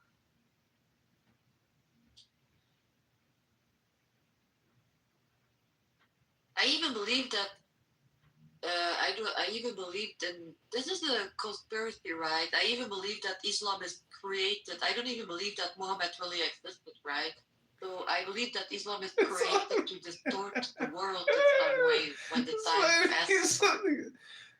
Because this is not a normal religion. That you cannot tell me that Muhammad actually all did these things. That's crazy. He never existed, bro. I don't know. I always thought Islam was as good as any other religion. Well, you thought wrong, Normie. Well, you know more than I do. I'm a newcomer at this. I don't think you're a newcomer. I think, especially, I think you. I almost used this app for 1 year, right? And I've been in a lot of rooms, and I can know that you using this app longer than me. You have a lot more information than me. So stop saying that you don't know anything about it. I didn't say I don't know anything. I just said you know more. I dated a Muslim woman in Paris, and she was nice. I'll talk a bit. Listen to me. If you're not a terrorist, you're not a Muslim, right? Okay. That's all. You're not a real Muslim if you're not a terrorist. And if you're a Muslim and not a terrorist, then you're not a Muslim. And the third. Because Islam promotes terrorism. So the only thing you can be as a Muslim is a terrorist. And if you're not a terrorist, you're not a Muslim. If you're a terrorist, you're a Muslim. Don't you think that's a little bit extreme? Yeah, as extreme as being a terrorist, yeah. I think you could be a little more generous to the Muslims. I am generous to the Muslims. It's not that I'm gonna attack them on the street like they do to other people.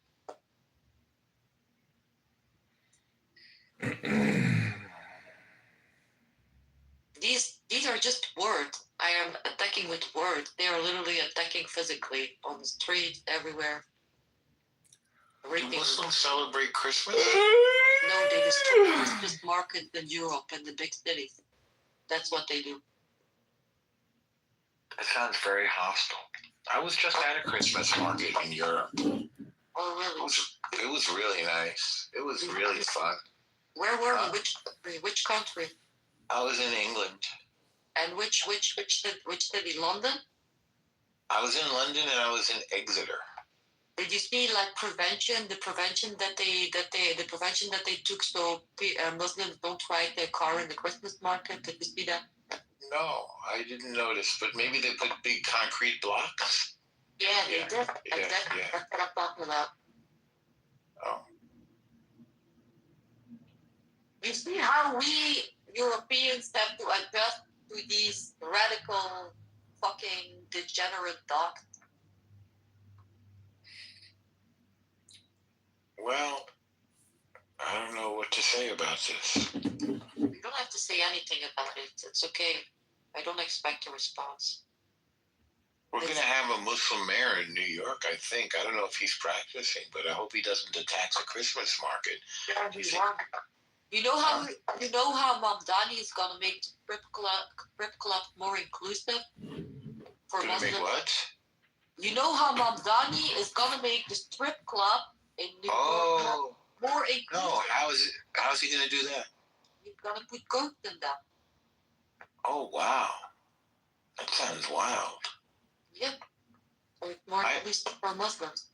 I heard he's gonna give $65 million. He said for transgender stuff. Oh, really? Yeah, he's really into transgender, which surprises me. Didn't he assign a transgender rabbi as well? I don't know what a rebbe is. I don't know about him and the Jews. A rabbi. A rabbi? I don't know the transgender rabbi. I don't know of any. I don't know for what exactly it was, but he took in a transgender rabbi. For something. I don't know. He wants to give transgender folks $65 million. Oh yeah, like America doesn't need the money for the homeless people. Oh no, give them to the mentally ill who want to mutilate their body. Yes, of course. It seems strange. Maybe I think Teddy in the audience is a Muslim. Maybe he can explain all this stuff because I just don't know enough about it. Here, I don't care. Dani, it's funny to make jokes about it. You know, the stereotypical joke. I think it's amazing that everybody knows New York's mayor. Like, I don't know the mayor of Flanders or something. Yeah, because this is all distraction. It's all just dumb distraction. That's it. Teddy, come up and provide a more reasonable point of view. These people I think are Islamophobic. Do you know what a phobia is? It's a fear. Yeah, no, it's not just a fear. It's an irrational fear. Are you making fun of the way I talk? I don't. Excuse me. How many times have you made fun of the way I talk? Like, come on. How many times have I made fun of the way you talk? Yes, exactly. There we go. It's an irrational fear. I don't have an irrational fear for Islam. I actually don't fear Islam. They can come and kill me. They can put me at gunshot and would ask me accept Allah or shoot me. I would say shoot me. I will never do it. That's how much I despise it. I don't hate it. I just don't want it. That's all. I just want to point out that I'm like the only one in the room who voted for Muslims here. I'm like the last defender of Muslims. I hope people are grateful for me as a Jewish man defending the Muslims on Shabbos. Aren't you a Jew? Like, you should be the last one. No, I'm the first. I'm the only one defending the Jews. Defending the Muslims. You're not defending the Jews. I'm sorry, I misspoke. Defending the Muslims. Yeah, which makes no sense. Are you actually? That makes you a bad Jew. No, it doesn't. We Jews don't hate Muslims. No, it makes you a bad Jew. No, it doesn't. That's not what being a Jew is. We believe in anybody who follows the Noahide laws we can deal with. That means they believe in the one God, they respect their parents, they have courts of law, they don't eat live animals, which is a weird one. We formed these laws for the rest of the world so that they could be in line with godliness. And it looks like the Christians and the Muslims, they like our laws because they adopted our book, the Torah. I don't hate them. I think it's good for them to have a religion and to believe in the one God. I think that's a good thing. But Muslims don't even know their religion and they're dumb. But it's not about these dumb Muslims that are not Muslims. It's about these fucking radicals that come from these Middle Eastern broken countries with hate for white culture, for everything we stand for, with a lot of hate, and they don't want it. They hate everything we stand for. They hate our culture. They don't like it. There are over 50 fucking Muslim countries in the world. Why don't they go and live there? No, they don't want this. I don't know who these people are, NPCs, whatever, but Muslim countries don't want to take them in. Like in North Africa, they are not going there because they don't want to take them in. These people are coming from somewhere. I don't know why, but they are dangerous. I don't know where the fuck these people come from. I don't even know what the fuck they do with their lives. I don't know where the fuck they live, but suddenly you see thousands of them protesting for fucking Palestine out of nowhere. Where do they come from? Wait, aren't you one of those people? Do they come from the sewers? Sorry, what did you say? Aren't you one of those people? What kind of people? Well, do you identify as white or not? Yeah, she has a massive identity crisis happening here. There's no crisis. She's just telling us who she is. Like yesterday, she was saying, "Oh, all the immigrants coming to Europe. All the immigrants coming to Europe. They're doing this." Hold on, you fucking idiot! Your dad, your parents are immigrants. Oh, wait, don't curse. My mom. No, just like this. My mom is Belgian. My mom is Belgian. I am a. And your dad? My dad is Tunisian, so you cannot say I'm. Okay, in your culture, you are what your dad is, no? Sorry, what? You are what your dad is. No, she doesn't like Islam, Teddy. No, I said in their culture. I didn't say religion. I've never heard that. No, I said she doesn't like Islam, and she's not an immigrant. Okay, yesterday she was moaning about all the immigrants coming to Europe. Teddy, I'll be honest. A lot of people. But she's an immigrant herself. She's not an immigrant. She was born in Belgium. Child of immigrants. I'm born in Belgium, and my mom is Belgian, so I'm. She's a child of immigrants. Okay, but she's moaning about other immigrants coming. Her parents are law-abiding, and she's talking about the immigrants that are not law-abiding, that they're a problem. No, you're not there. I don't think you can deny it, Teddy. No, I think you're lying now. And also, she's complaining. You didn't say illegal immigrants. No, I didn't say illegal immigrants. I said the ones that are violent. Illegal in front of what she was saying. She's talking about the criminals who are a problem. I don't think you're listening, Teddy. She's talking about the people that attack the Christmas markets. Like that. Stop Stop being apologetic all the time. Just say what's wrong. It's wrong. Okay. It's okay. It's okay. It's okay to call out other Muslims that are not behaving. You know that, right, Teddy? It's okay to do that. You live in. Why would I waste my fucking time? Oh, shut the fuck up. Why would I waste my time going around telling people they're not showing their faith? Fuck off. Are you an immigrant, Teddy? Are you an immigrant, Teddy? Is that why you're so sensitive? Yes. I'm an immigrant? I'm asking. No, I'm like fully English. Okay, so you're not an immigrant. So why are you defending people who behave badly? I don't get it. I'm not defending anything. I'm saying what she was saying yesterday was absolutely stupid.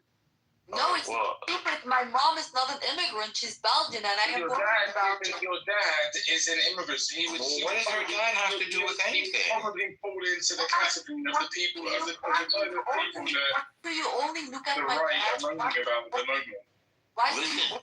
Why, no, Aloma, wait. Why do you only look at my dad? If you think about what the right say about all these Muslim age like adult age males coming to Europe. Isn't that true though? Isn't that what's happening? I don't want to talk to someone like that. He's stupid. They all repeat the same thing like they learn it from a book somewhere. Always the same He's so thing. angry. He's not even. It's weird. What do you think his story is? He likes to attack me when I go into a beer's room. I think he's an anti-Semite. They're all anti-Semite. Why is that? Are they anti-Christian too? They hide behind Zionism. They always say, "Oh no, it's Zionism. It's Zionist." But that's not true. They actually hate Jews. They just hate Jews. That's it. Why do they hate us? But I don't give a shit why they hate you. I don't care, honestly. That's not my problem. My problem is the fruit of their hate. Well, look, you know more about it than I do.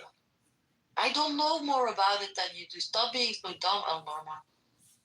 But you were sort of born into the Muslim world. I wasn't. I was born into the New York Jewish world. I didn't grow up like I told you. I didn't grow up in any religion. My dad was not a thing. He was not a Muslim. I asked him one time, "Are you religious? Do you believe?" He said, "No, I don't believe in anything." My mom also, she doesn't believe in anything. So they're both nothing. They're atheists, I guess.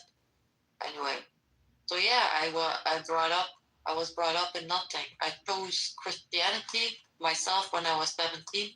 I don't even call myself a Christian. I call myself a spiritualist. But the Bible is my scripture that I use for my faith. Yeah. I heard that if you were a Muslim and you become a not Muslim, then they'll kill you. Is that true? Yes, that is true. In very radical places, that is true. And there are sects everywhere in every country, European country, that try to prevent Muslims, especially Muslim girls, because Muslim girls are more likely to leave Islam, and there are sects running behind this girl, threatening their family, into dishonoring their daughters, so they do not convert out of Islam. That's what girls leave Islam because it's repressive of women, right? Edie, why do you ask me questions in that tone? You know the answer. Because I want to hear it from somebody who knows. I only know it from the outside. Yes, they do. Women do not want to wear hijab. They don't want to wear a milbok. Women want to be free. They want to feel beautiful. They want to let their beautiful shiny hair in the sun. They want to have fun, you know. And that makes sense to me. Some men take a beautiful girl and they put her in a mailbox. That's disgusting. You cannot make me believe that women actually love wearing hijab. You cannot make me believe that in any way. A hijab is a covering to prevent men from lusting over a woman. That's all what a hijab is. What I am wearing is actually beautiful. What I'm wearing. This is beautiful. This is a veil. This is a headscarf. This is very beautiful. It's open. Is that what you wear? You can breathe through it. So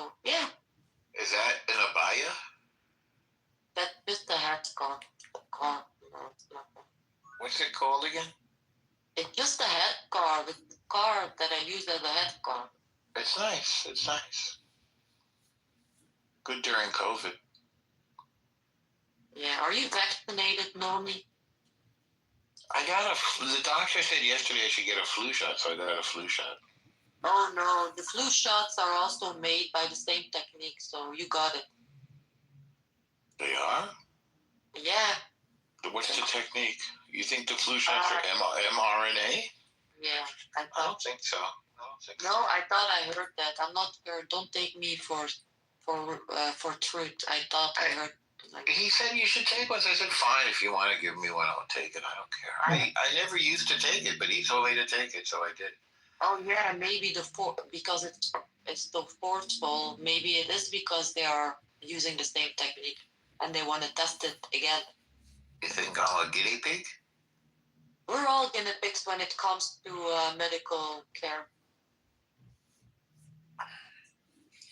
Are flu shots made with mRNA? No, the flu shot you currently get is not an mRNA vaccine. All right, good, then you'll stay. But you didn't vaccinate against COVID. I did a long time ago, when it was COVID time. I didn't take. Did you get COVID? I got, apparently 3 times. I lost my smell and taste for like 1 month and a half, and it took some time for it to come back. So you couldn't taste your waffles? No, I couldn't taste anything. Like I literally put an onion in my mouth to like provoke the taste or smell back, but it didn't help. Well, if you're single, you can eat raw onions, but if you're with somebody, then you shouldn't. I eat raw onions only if I'm not going to be with a girl. Yeah. I took the vaccine and I did not get COVID. I was really careful. Everybody around me got it. And then, like 3 years later, when I was in London, I got COVID. But I only had it for like 2 days. It was 2 days and then I was fine. You do realize that most of COVID deaths, they had COVID, yes, but they died after they got vaccinated against it. So That's a conspiracy theory. I don't think that's true. So they had COVID, so they gave them the vaccine, and they died after, and they reported it as death of COVID. But actually, it's strange. They give the vaccine and then they die, and then you have people who had COVID with no vaccinations and they healed. That's not a conspiracy. It's true. Look it up from Belgium. They're actually. I'm not even sure Belgium is a real place. I've heard of it and I've been in the airport, but I never hear anything else about it. Oh, you've been in Brussels Airport? You know what happened in 2016? 2016? Yes, at the airport. You know what happened? Some beautiful Muslim terrorist blew himself up with needles. So a lot of people died. What's the matter with these people? I don't know. They like to blow themselves up in the name of Allah. Apparently, that's the thing in Islam. It's weird. Yeah. But if they want to kill themselves, go jump off a cliff or something. Why do you have to bother other people? I guess they are scared to die alone, so they want to bring other people with them. And you put needles on himself to spread? I don't know. That's what you said. Oh, yeah. There were like needles. Not needles, but how do you call Nails. it? Nails, yes. So when What a psycho. Yeah, so when he blew up, like, you know, the pressure of the blow, yeah. That must be very painful. I don't understand why they say the name of God when they kill people. I don't get that. Yeah, like, why do they say Allah Akbar? I thought Allah was such a peaceful God. Why do they do that if it's not Islamic? Where do they get it from? Oh, yeah. What is it called? Jihad? Right? Jihad. Yeah. I don't know. We're going to have to answer these questions because we are forced to confront these serious situations. So we have to figure them out. We've got to, look, if people want to blow themselves up, then maybe they don't really belong around other people. They should just be left alone. Yeah, but that's not how Islam wants to work. That's not how Islam works. Well, one of the United States' most prominent Muslim politicians is named Ilhan Omar, and she's just got into a whole lot of trouble in Minneapolis for stealing money, marrying her brother, and giving all this corrupt, stolen money to her husband. So I think people are waking up to this problem. Huh? What? I didn't say anything. Wild. No. Hmm? I don't know. You're not making sense. Do you, El Normo? Do you think my English is good? Do I have a bad accent? Do you think? You speak pretty well. I'll be honest. You speak pretty well, and also your voice is much better tonight. Do you think the Flemish accent is ugly? When I speak English, do you think it's irritating, like the Pakistani or Indian accent? You know. I do not find Pakistani or Indian accent annoying at all. I love it. I don't either, but I just use it because a lot of people do. So I like Indian people, and I'm fine with the Pakistani people. That's not my question. I'm just using it as an example because You sound really good tonight. You're very what's the word I'm looking for? You're very clear and very reasonable. I'm talking about my accent. It's not. No, your accent is fine. You speak English pretty well. No, is it an irritating accent or something that can annoy people? You know what's irritating? When you ask me the same question 10 times in a row. But you don't answer it. Oh my God, you're a piece of shit, Normal. You're a piece of shit. Thank you. Yeah. I told you like 4 different ways that you sounded fine and there was no problem, and you just keep asking me. Yeah, because he didn't specifically talk about my accent, which I asked for. If I say you sound fine, that addresses your accent. Yeah, but I need more specification, Okay, you need some emotional support. Oh you have a beautiful voice. I'd like to hear you sing. Remember before we compared you to Nico? Didn't we compare you to Nico? I don't remember that. She was in the Velvet Underground. I think she was. Yeah, she was. It's beginning to look a lot like Christmas. Everywhere I go. There was a bad one. Very cute. Well, you have to practice. You have to find your key.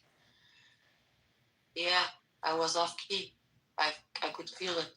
You have to find the key that works for you. You gotta like practice on your own. Twinkle, twinkle, little star, how I wonder what you are. Try this. Your own personal Jesus. Your own personal. No, I can't. I don't have. No, that was pretty good. You can keep it low. You have a low voice. You should sing down in the low range. Your own personal Jesus. No, bro, stop. You're gonna get it. Okay, I'm gonna play it on YouTube for you. Okay, I'll go into music mode. Okay, it's a good song. It's sung by Johnny Cash. Hang on, I'm pulling it up now from YouTube. There's probably gonna be an ad, so give me a second here. Do you know this song? Yeah, I heard it. Yes, sir. It's even though I'm Jewish, it's a really good song. Oh shit! Is that forbidden in Judaism?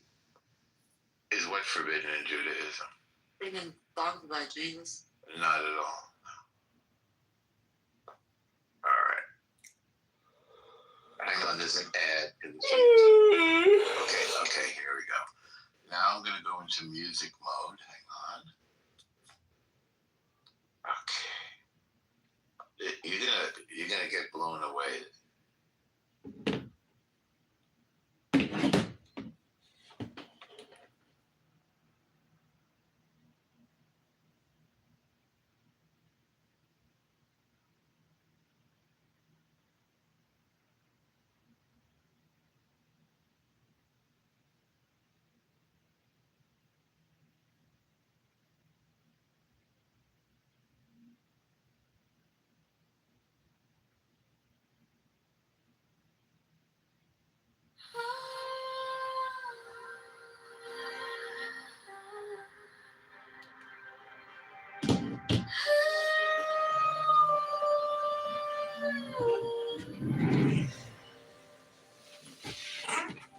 the mystical union of fairy and fawn. A dance in the shadows from dusk until dawn. Unspoken the whispers that drift through the trees. Unbroken the vow carried soft on the breeze. Oh, fiery Valkyrie, I invoke. Through the flames and the embers, the spell is bespoke. Your arrows and slinging, the spring's tender glow. A force wild and brilliant, a power I know.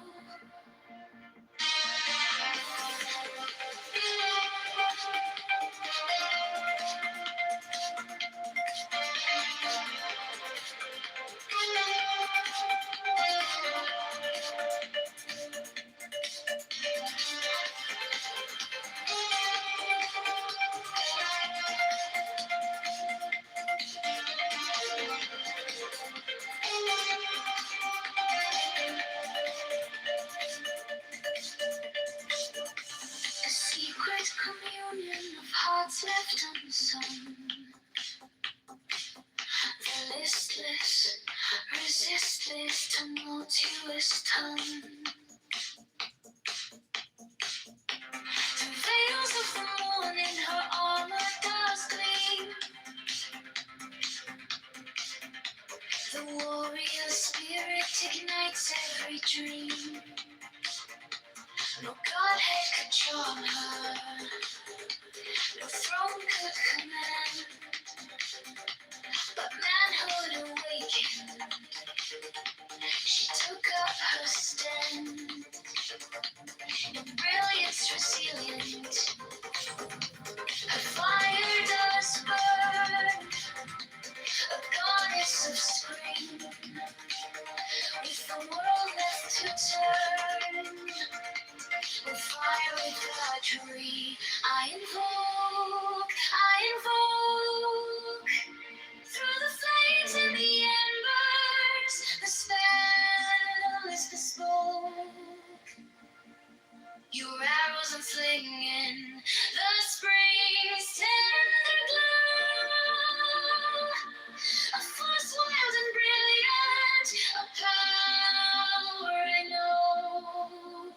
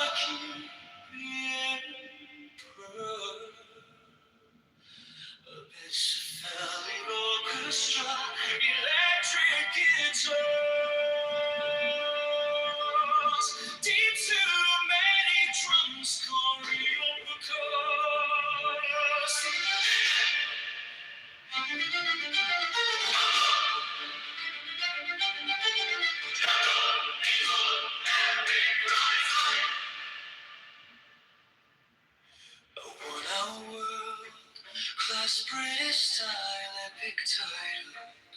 Blend grand symphonic orchestra, electric guitars, deep phantomatic drums, Korean percussion, and a magnificent straight-edge choir. Rubber tune, low strings, distant brass, and a cold wind sweeping across an ancient battlefield. Gradually ascending to a heroic symphony in our climax with thunderous drums, soaring guitars, and resounding choir chants, including the dude narrative passages with the broken force, but through strategy, patience, endurance, and the ability to gather remarkable talents. Contrast with a reckless warlord who trusts only in strength and temper. Structure the song in chapters. He who wins great minds wins the world. The strategist, wisdom, stewards, vision, generals, discipline. Together they forge my throne. I place my trust in them. And that trust crowned me emperor.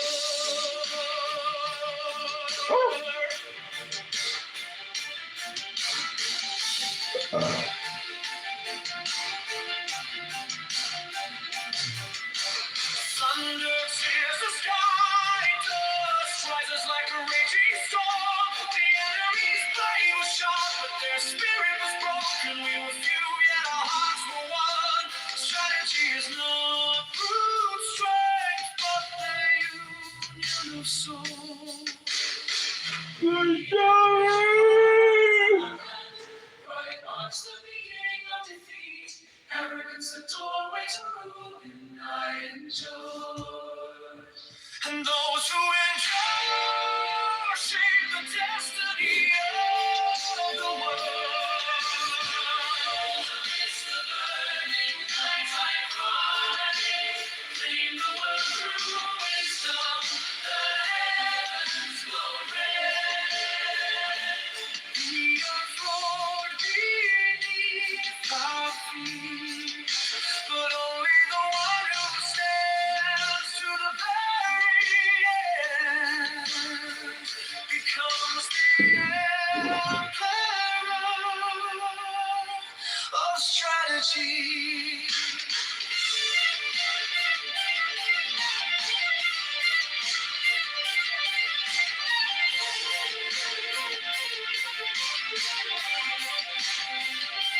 At last the sun rose and illuminated a new era. I believed in people more than steel. I chose wisdom over fury, and in that moment, the world bowed on its own accord. Strategy, crowned with the light of its carry this message to all. Victory is not born of force, but of a heart that never loses its way.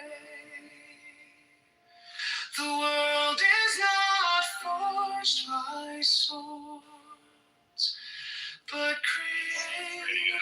Answer that question. It's like the most common question I've ever asked, probably. Yeah, well, this was like a little tiny church that I was brought up in. A little, I want to fast forward you to the end of the story because it's boring as hell. So what's the end of the story? Bro, check out the PTR.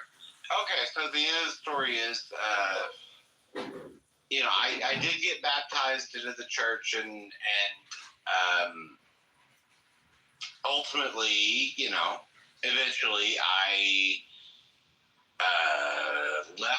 left the church. I just don't believe in any of it anymore. Gotcha. And so that's gotcha. it. Well, we both arrived kind of at the same spot, but I believe this month because it's December. That's all I'm saying. I'm on Team Christian. I want to be a Catholic for all.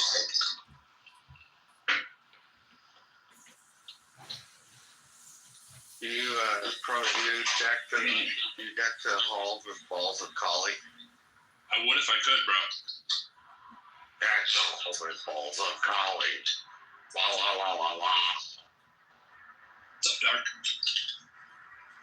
Maybe we should do that tomorrow and season them. Sing like teams. That might be really loud in the background there. He wants to date you. I'm gonna help you out. Put you on a little mute right there. What up, Music AI? Because that's not a troll account.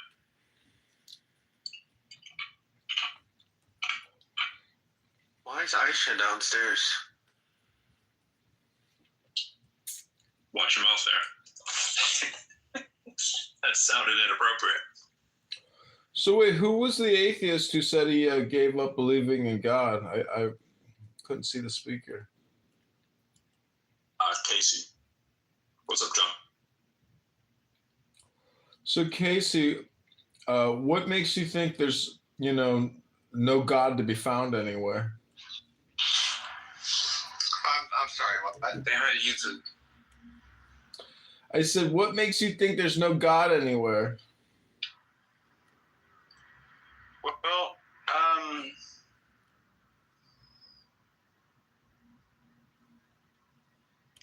I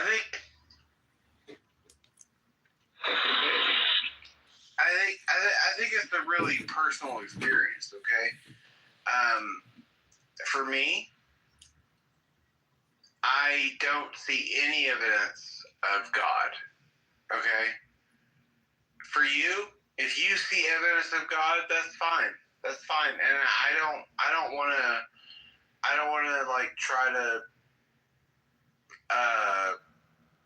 denounce your experience. But for me, I don't see any evidence of God. I don't see any evidence of divine creation. So that's just me. I get it, but that's because you're looking in all the wrong directions. And the more you think and the more you speak, the further from the truth you're going to get. You got to go within if you want to find the God.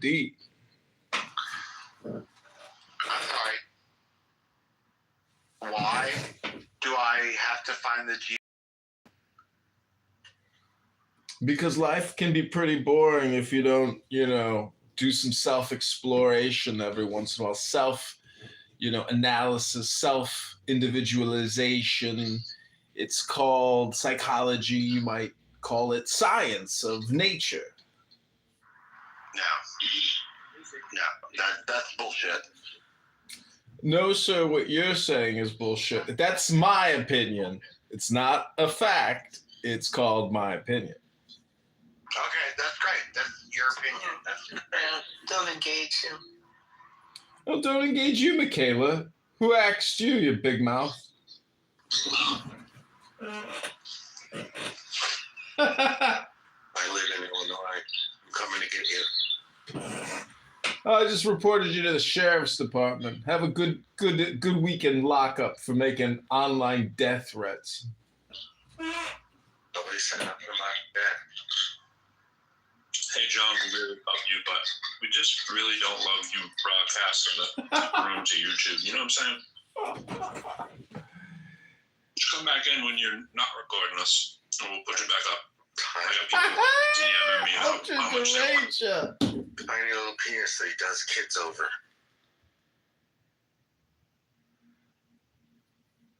They kicked me. That is a statistical fact. It's in their conscience, like where they feel like meat that sacrifice idols, and that's completely fine to be that way as well. So it's kind of open. It's not encouraged or discouraged for people to eat meat in the New Testament. So that would be the answer. Nom. That's it. It's not encouraged either way. What about sausage on your cheese pizza? But it's not. It's got to be kosher. I'm gonna move you down. My friend. Hold on. Let me move you down. I love you, brother, but you. Oh, you're so pathetic, Andrew. Get a life on a Friday night. Do something with yourself. How long are you going to do the same shtick? Get some new material.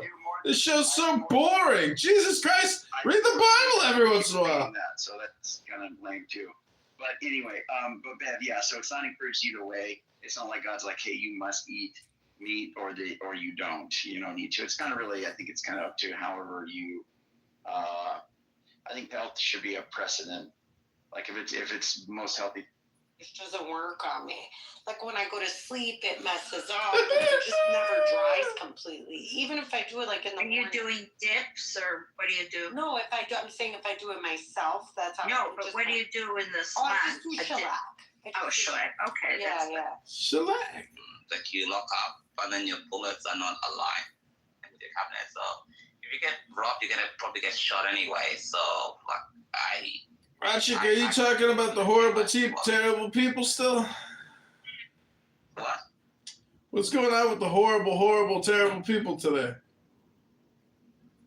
What time music? I was in the other room with you. No, I'm just telling them about the gun laws in Australia. They're pretty fucked because in Australia in 1996 there was a Port Arthur massacre in Tasmania, and the Prime Minister at the time, John Howard, he said to Parliament and they just confiscated all the guns. So Australians complied and they gave in their guns for money, literally. So now, if you're wise, you leave 2 in the chamber just in case you get robbed or someone's trying to kill you. But other than that, we have really, really shit fucking gun laws. But we haven't had a school shooting since then or a massacre. But it's still shit. I prefer the American system of having weapons. I think that's much better, in all honesty. It's terrible. Horrible people. It is terrible. What is it? But it's true. What other word do you want me to use? It is terrible, though. No, that's your catchphrase now. You need to keep using it. But it is, bro. That's a rough thing. But here in Australia, like right now, it's summer. So it's really hot. I don't know where you guys are in the States, but I'm sure you guys are getting winter. But right now, it's summer here. It's it's Arizona weather. So Queensland is called the Sunshine State where I am. It's like you're Florida. It's pretty much the same Florida temperature the whole year. We don't get anything cold. It doesn't happen. Did Sudan ever make the World Cup? No. South Sudan doesn't. It made the Olympics in basketball. The youngest team ever, for obvious reasons, we were all told. The youngest team ever to do it in the 2024 Paris Olympics, which was Guinness World Record that it happened. But in terms of football/soccer, no, that's gonna take some time. It might take another 8 years. We don't have the infrastructure, and a lot of our players, such as Jeremy Doku and stuff, they chose to play for Belgium, the one that plays for Man City, and other ones. So they're not play, and we have like 5 of them that are playing for the Australian national team. They're not playing for South Sudan. So it happens because because what do you expect them to do? Play for South Sudan and not qualify? So we have a few that play for the Australian national team and other teams. So they're getting coached because the national team in South Sudan, it's just, they don't have any support. So you're not going to attract the best, because the best talents, like Jeremy Doku plays for Manchester City. He's not, of course, he's going to play for Belgium over South Sudan and not make the World Cup. You know what I mean? It's just logical.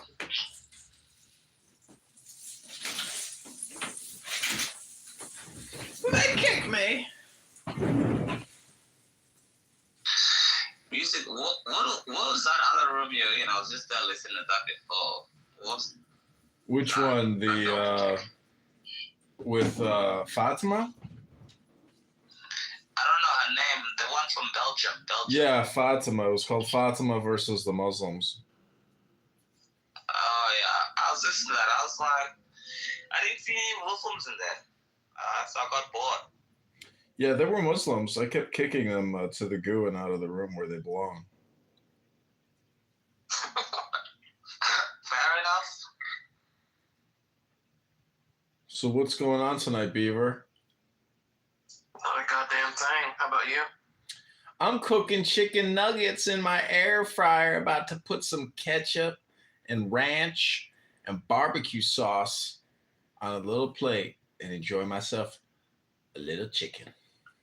I have a riddle me this. What do you think of a grown adult that has to ask if nuclear weapons were used in the Civil War of the United States of America? I think that individuals who ask questions like that are very creative. And, you know, there's no such thing as the past or the future. Those are concepts in the now. But if you think that there was a nuclear war during the Civil War in 1865, well, you know, you're a creative person. Lisa 420. Was that the same Lisa 420 in the room yesterday? That black chick that came in and was like she's a teacher, whatever she called herself. Is that the same one? She's in that room quite a bit, but I don't know if she was in there last night. Yeah, because I got picked up for one of them yesterday, and they were like all teachers and educators and stuff, or nurses, which really scares me. Like the most. Remember when Charlie Kirk got shot, and all of them were like teachers and nurses that were celebrating it? I was shocked. I was actually not shocked because a lot of teachers are retired because they can't survive in the private fucking market, you know.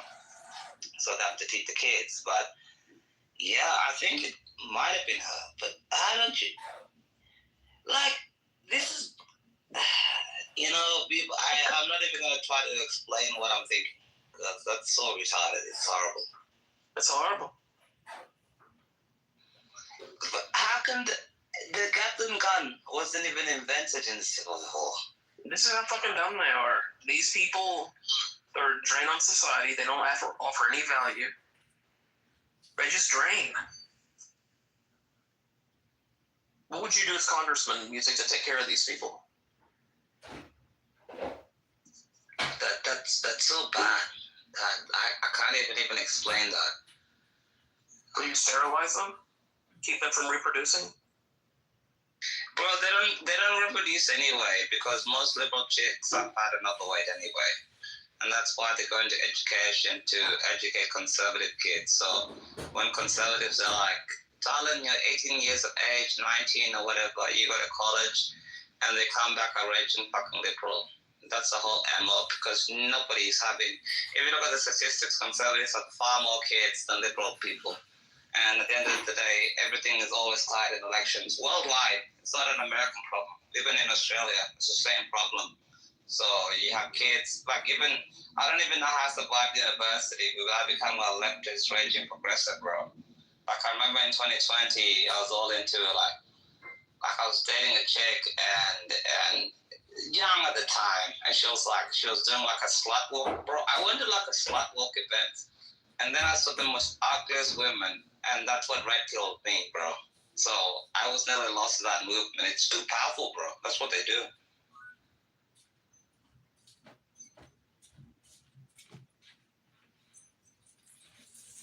Pumpkin Thunder Glorious.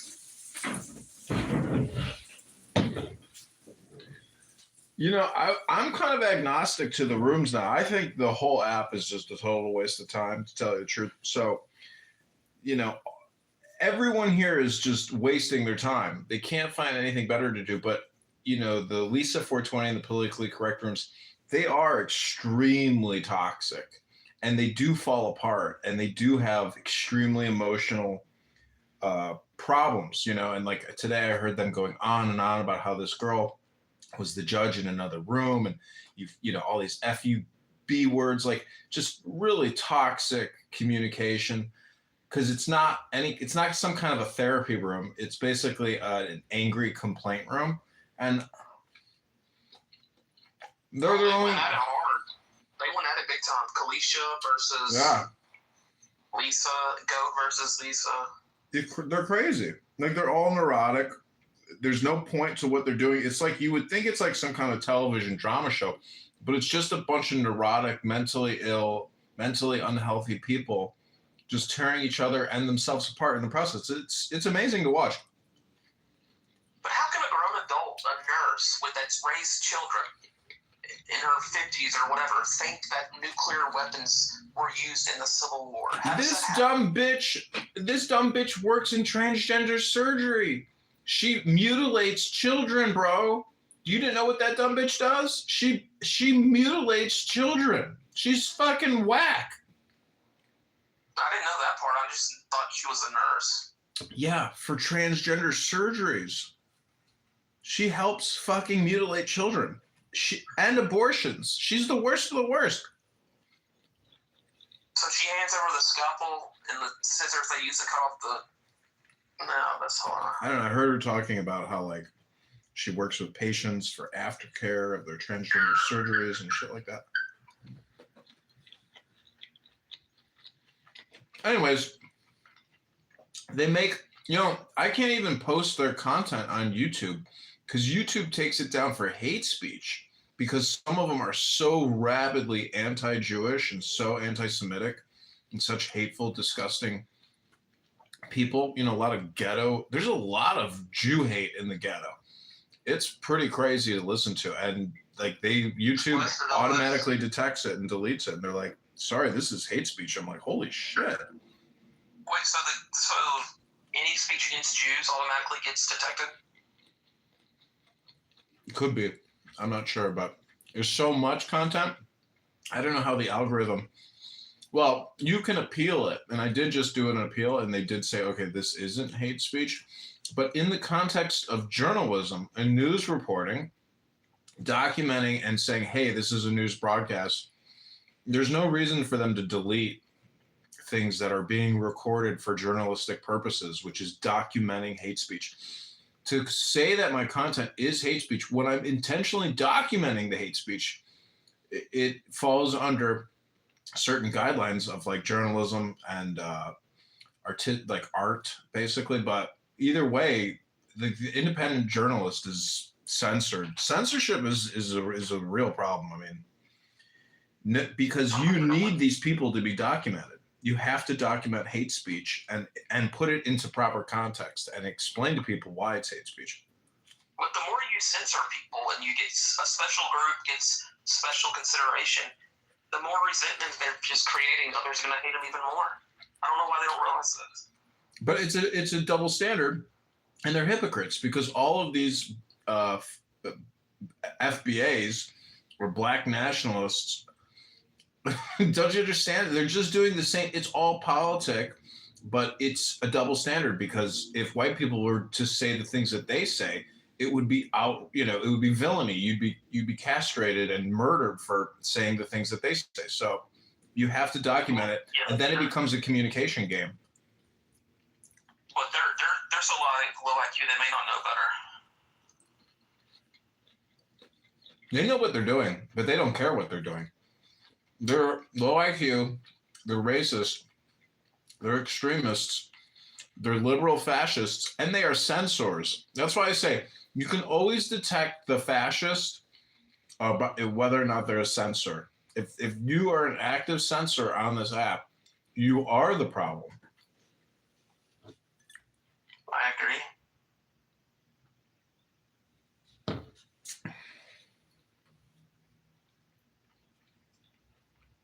Oh, we got an abortion debate heating up in the chat. Abortion to me, I'm conservative, I like Trump, but abortion, I've never been passionate about it. I know you disagree, Music, and A-Check, I know you disagree.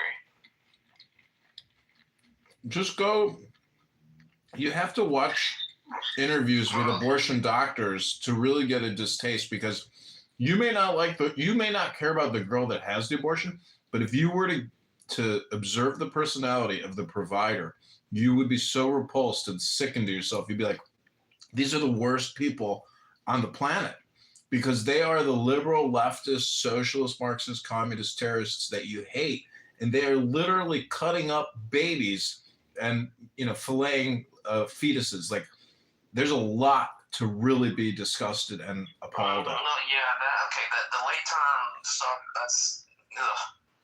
But yeah, but what's a worse fate? Having a kid that's going to suffer a lifetime or just aborted? Tell that to the kid who didn't suffer for the lifetime, and a miracle came out, and it became an amazing person because the mother chose not to have some liberal whack job cut the baby's head off. Come on, Beaver. The option or the opportunity to have a shot at life is far greater than terminating somebody. We were talking before about football. Do you know Cristiano Ronaldo's mother, Dolores, tried to abort Cristiano Ronaldo? Yeah, I saw that. I heard that. She failed. See, there you go. So, yeah, she tried to abort Cristiano Ronaldo, one of the two goods, and the abortion failed. Thank the Lord. I don't like these people. Women these days use abortion like what do you call it? Like the pill, or whatever it is. It's sickening. I don't like this people that are pro-abortion. To me, are just sick people. Honestly, I'm talking more about a case of like, okay, the doctor does a genetic screening. Okay, your kid's gonna have this syndrome where the bones won't form correctly. He's gonna live a life of pain, and he's gonna suffer.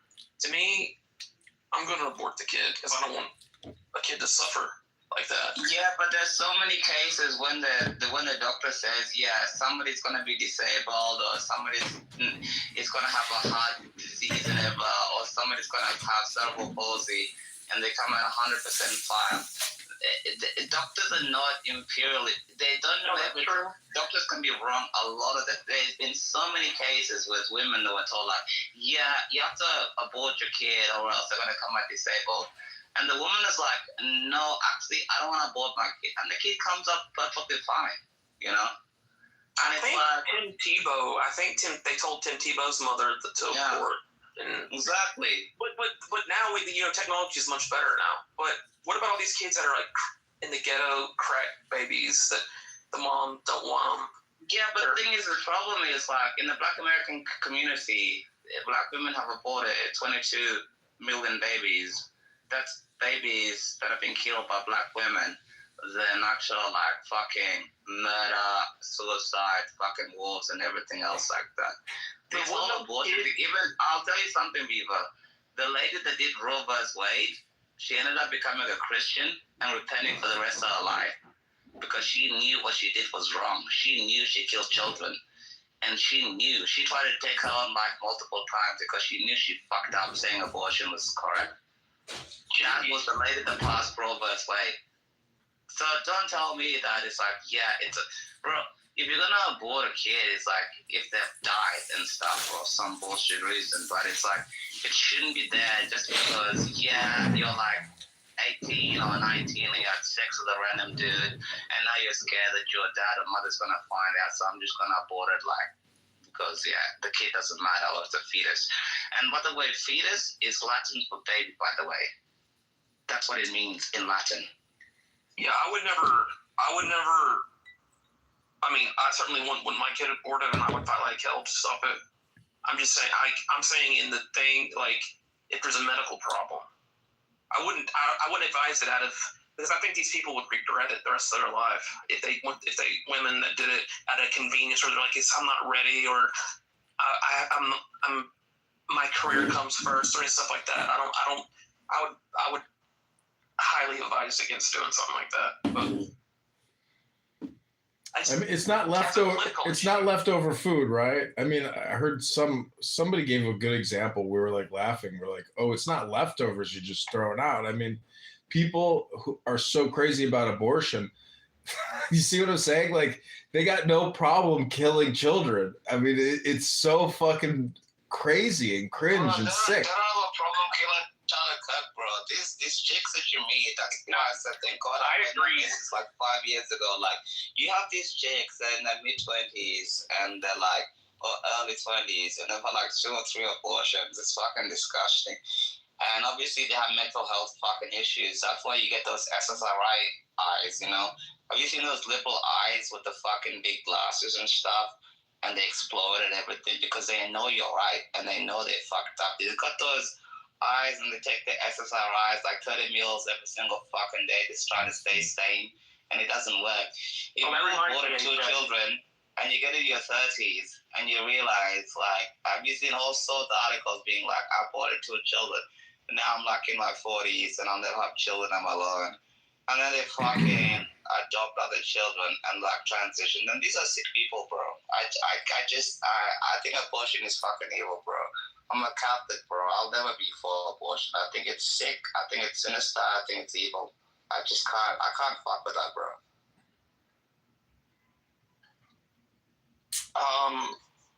I want to record a song with you. Have you heard the song She's Got Betty Davis Eyes? I want to do that song with you, but I want to write the lyrics for you. Yeah, let's do it. I think that'll be fun. She's got SRI eyes. It may be too hard to work in that lyric, but we'll see. We'll work it out. I have some friends that can do lyrics and stuff. I think that'll be cool. But yeah, I think she's got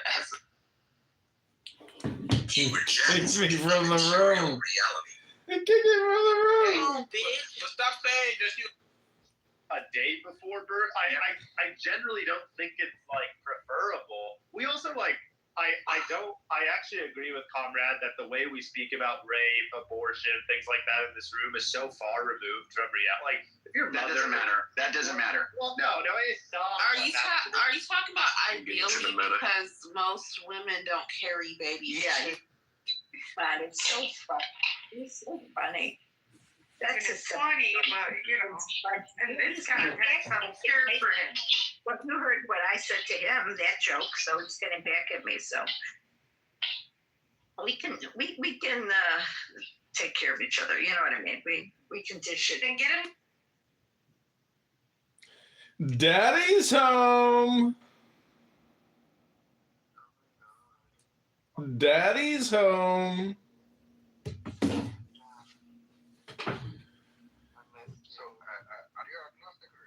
Am I agnostic or atheist? You're my dad. Daddy's home. This boy, pussy daddy. Gigi, are you an atheist, Gigi? I only worship you. You worship me. That's fascinating. What makes you want to worship me? Your fat cock in my mouth. My fat cock in your mouth. Who do you think I am? Milo Yiannopoulos? I don't care. Daddy's home. I have a question. I'm having an issue. Shoot, Danny. How do I contact Clubhouse for them to fix it? Or are they trying to shadow ban me or something? Just go on X, type your message, and @Clownhouse, and then they'll respond in X. And they'll say, thanks, Danny, for submitting your complaint to the complaint department. You could have gone to Jeff's room. Well, you can go to Jeff's room and just submit the complaint there if you want. He's got daily complaint rooms going on, so. I feel like he's making fun of me. I complain every day.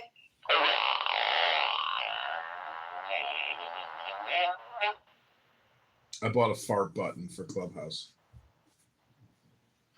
Why are they psyoping me? Psyoping you? You psyoped yourself, but you went to the gym. So congratulations, you're swimming now. I went to the gym like 4 times and then I tried to cancel it and I couldn't. Why? Just tell them you're moving out of state. No, but I got like a 2-year thing. Oh, shit. They locked you in. So, in order to make it worth it, I gotta use it for 8 months. Mm-hmm. Yeah.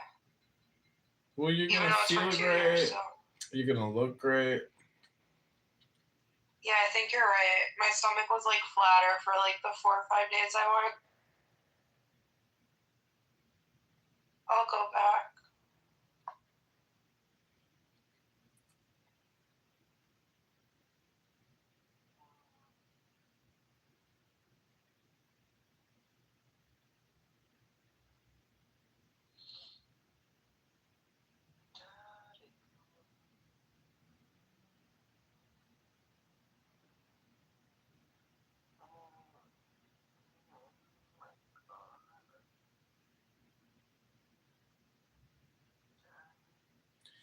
Daddy's home.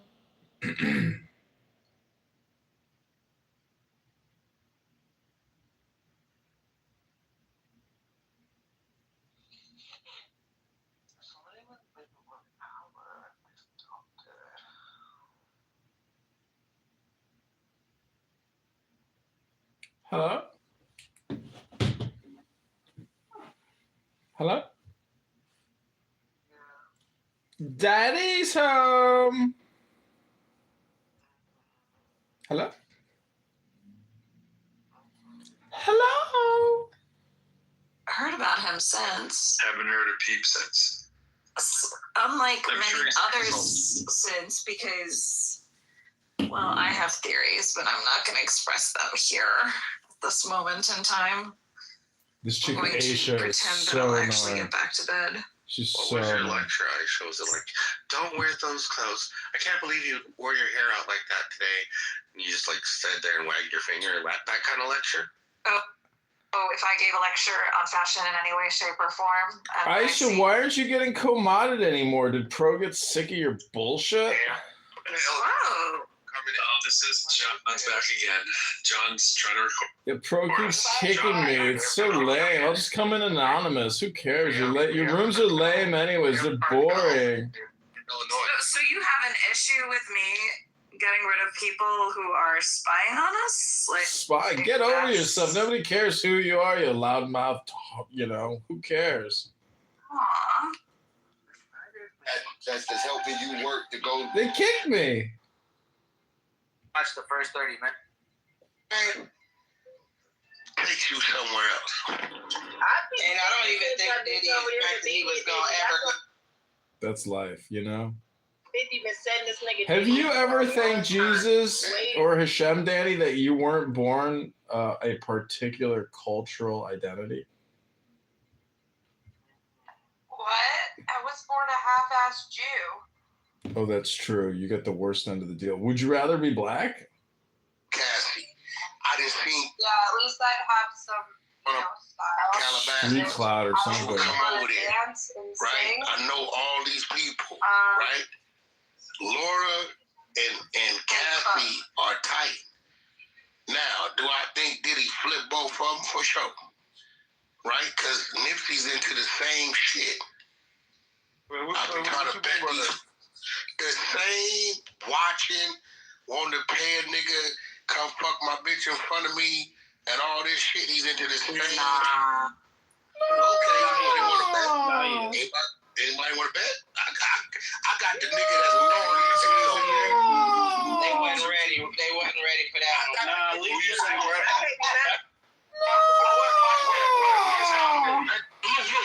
Just the other day, right? When Adam was doing it. Man, you projecting work. You projecting your own sex life on Diddy, dog. That's sick. You projecting. They kicked me. They kicked me.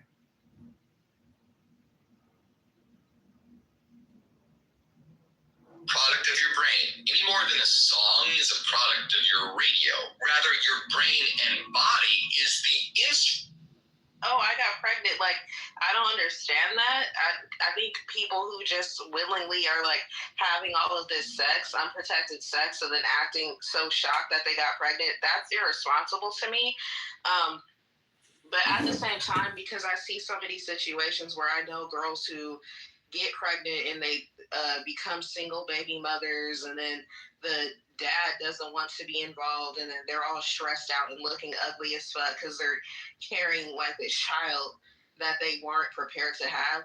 That's why I support abortions, because I'm like, okay, you're putting yourself through all this for what? Now, I feel like they should have prevented it to begin with and not be irresponsible, but the little bastard's already here. But I feel like, okay, if you're pregnant, right, in a situation where you end up pregnant and you know that guy's not going to help you, you don't really have Beard as much. Jeff's beard is the most I'll tolerate, and Jeff's different because he's mainly like, I know he's whatever Algerian, but he's mainly white. He looks like a white man, so like his little beard, it's cute, it's short. I don't like beards. It's the problem. He's light hair also. I mean, it's gray, but like, I don't know, it's just light on him. When Chaldean guys grew a beard, I mean, they look like Daesh. You know what Daesh is? ISIS. They look like ISIS. We don't have ISIS running around. Like, if you go 3 pictures back, the picture of me and the rabbi, like, I had let my beard grow, like, longer than I've, like, probably ever for 20 pro. Yeah, it was pretty long there. What if it's just love? You would have just left. Hey, bro, great room, Fatima. You really laid into it. Good work. You did great work there, Fatima. I don't know. Wait. What? This is the one that removed me from the room? Oh, that was not me. No, that was Fatima. It wasn't me. You're not welcome here.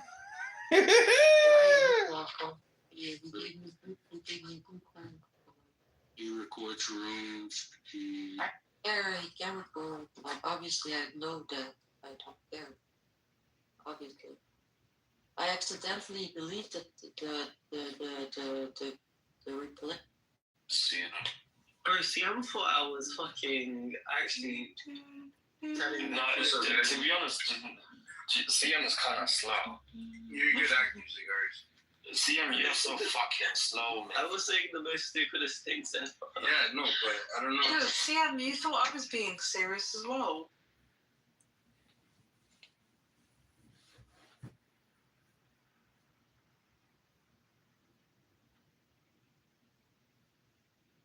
Feeling shit, fresh dog keeps feeling shit. You over get at home, you in the danger zone. You shouldn't be alone. Hold hands and say it like me, the most safe. They weren't responsible in not getting pregnant in the first place. But I don't think it's that they don't care. Like, because I know women who have gotten abortions and it was a very emotional process for them and they were crying and felt very bad about it. So it's not like they were like, oh, I got an abortion, like, fuck them kids, like, laughing about it. But I'm talking before you get to that point, because a lot of stuff before that. yeah, I understand that, but here's the thing: it's like it takes two to tango, and both are like being irresponsible when they're having unprotected sex, and then even if you got a woman pregnant, right? You're like, oh, I don't want nothing to do with that child. You were also being negligent and irresponsible, but she's the one that has to deal with it because she's carrying the Exactly, but that's right. So that's why. Yeah, because hold on. Just 1 second, brother. So yeah, like I understand that because you came in and that's like why for me, I know I don't have kids right now, so I'm not going to get let's not forget that it says, and those who teach men to do so, to do away with the law and the prophets shall be called least in the kingdom. That's all I wanted to say earlier, and I know Jody knew that. That's why she kept pushing me off to the side and saying all of that. And to Mother's point earlier, that is the same point I was making, was that what about before Jesus came? What about all of those people, even to what you just said, so those other people that didn't know Jesus, or are we going to say they knew Jesus even though Jesus wasn't ever around at that time, that they met him some kind of way? To Mother's point, we got to be real with the text and how everybody else in existence did not get the opportunity, we want to call it that, to be introduced to Jesus, because that's exactly what it is, our Jesus in this time. That's all I want to say. Yeah, I just want. Oh, go ahead, Brother Joe. No, I just wanted to say that that scripture that was brought up to husbands. This is eternal life, that you come to know me. You see, even as Christ right also there, loved the church, that thing is and gave himself for it. What a lot of people can comprehend. Why do I say that? That he might sanctify and cleanse it with the washing of water by the word. Gandhi, he went through some rough stuff. I mean, even the Christians who were in jail, these are so-called brothers that was called Christians. And they were acting like Satanists. But Gandhi, who wasn't a Christian, was acting like a Christian or a follower of Christ, as some brothers and sisters may say. The point is that to know him, how do you come to know somebody? You have a personal experience with them. You start to when you have a personal experience with them, let me say it this way. You get to know them.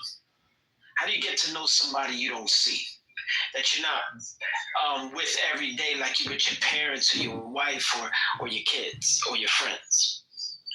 You get to know what they're about by looking at certain examples of the word or following something inside of you that is moving you to do what's right, that everybody, the majority, would agree with for conscience sake. That's getting to know somebody you don't see. That when you start getting to know somebody, you start to apply the examples in your life. And Gandhi did that. Gandhi, he did that.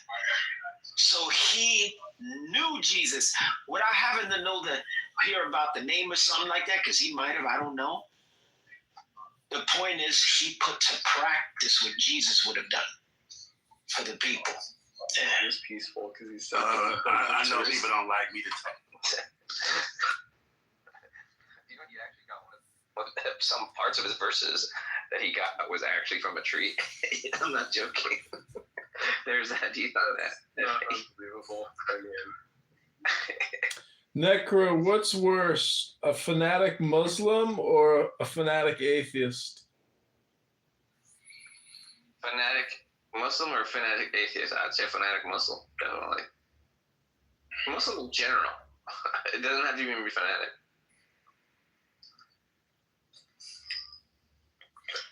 Yeah, fanatics like you and I should.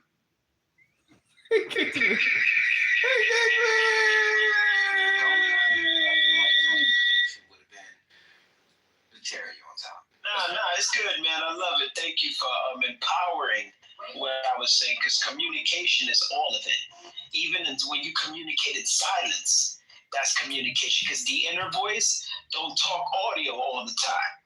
You know that's that thing that tells you don't do that.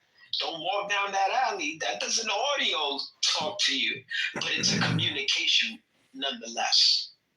Now if they let me talk without interruption, I'm gonna read this scripture and show y'all what I was talking about, why Jesus was saying what he was saying and who he was saying it against. It says in 5:17, think not that I come to destroy the law of the prophets. I am not come to destroy, but to fulfill. For verily I say unto you, till heaven and earth pass, one jot or one tittle shall in no wise to all be fulfilled. Whosoever therefore shall break one of these least commandments and shall teach men so, he shall be called the least in the kingdom of heaven.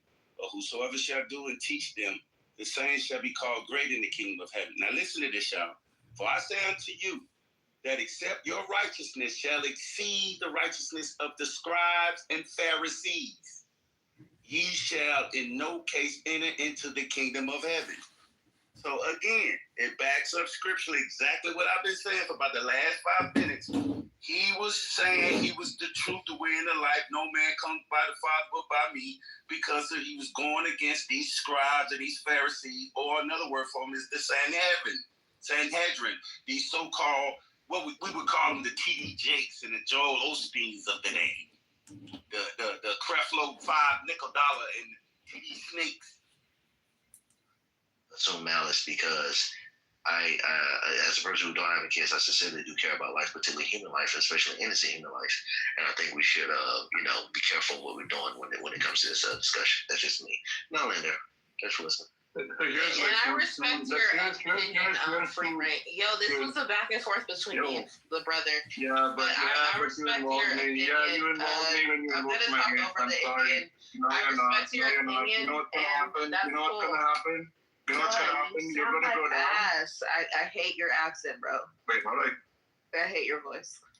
Listen, this person. You ain't gonna like it when I get over and whoop your smart ass. Oh, is this another Indian? Go ahead, Deepak.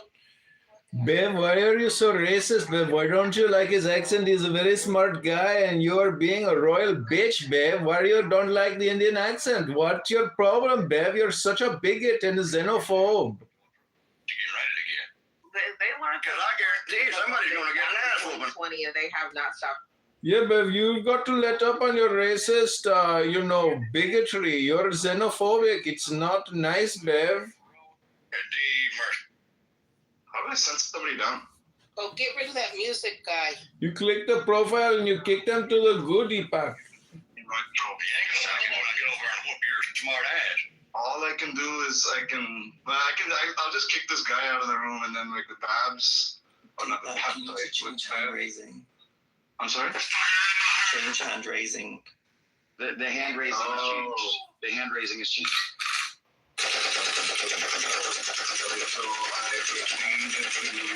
Are you 7-Eleven brown or not? Not needed. No, it's already. It's on everyone. It's on everyone. That's what it should be. It's on everyone. Okay. And so I'll send this musical person down? No, don't do that. That's not good. Bev is the bitch, not me. Bev is the one that doesn't like the way you sound. Shoot. Thank you so much. Now I will boom your room. Boom.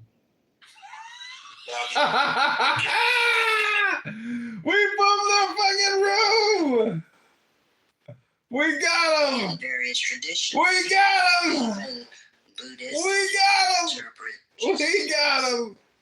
We got in him. Korea, I learned that Buddha was. We boomed their fucking room. Agree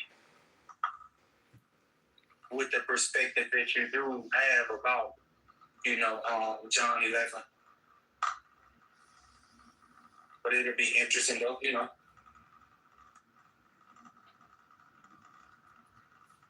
because I done heard many perspectives, meaning breakdown. Okay, I boomed Andrew's abortion room. Deepak, whatever, Fucking big success. The same. They're about 16. Now I will boom your room, mother talk.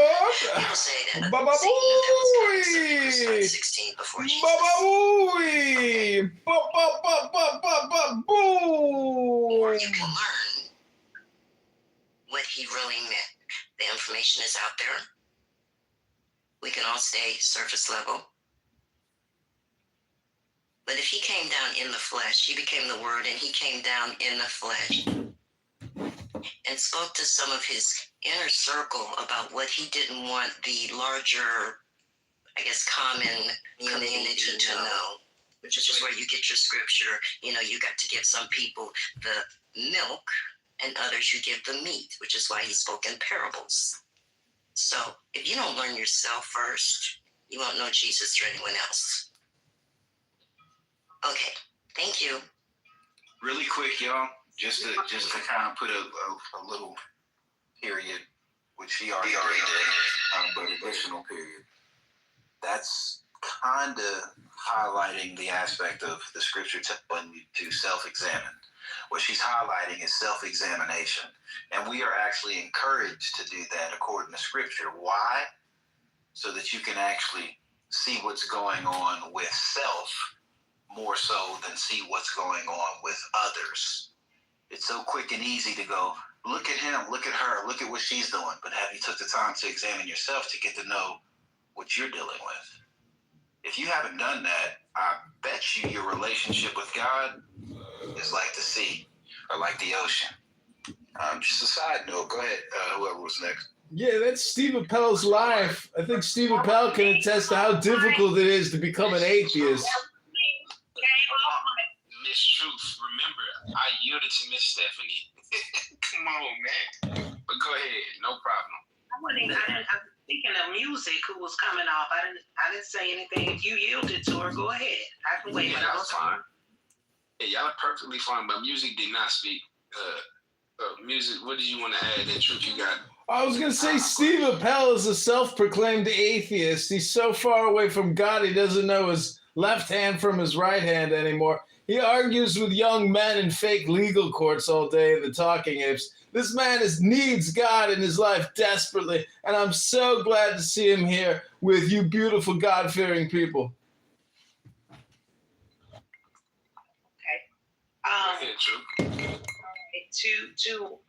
Exactly to what Mother Stephanie, I call her Mother Gentris, was saying, the reality is a lot of times in these spaces, people do not, and she knows this, I'm not speaking to her directly, but people don't want to have the deeper conversations, the more released conversation. When I say that, I mean outside just one particular text that they've studied to find out other things that's going on. I may not be saying this so eloquently as Mama, but yeah.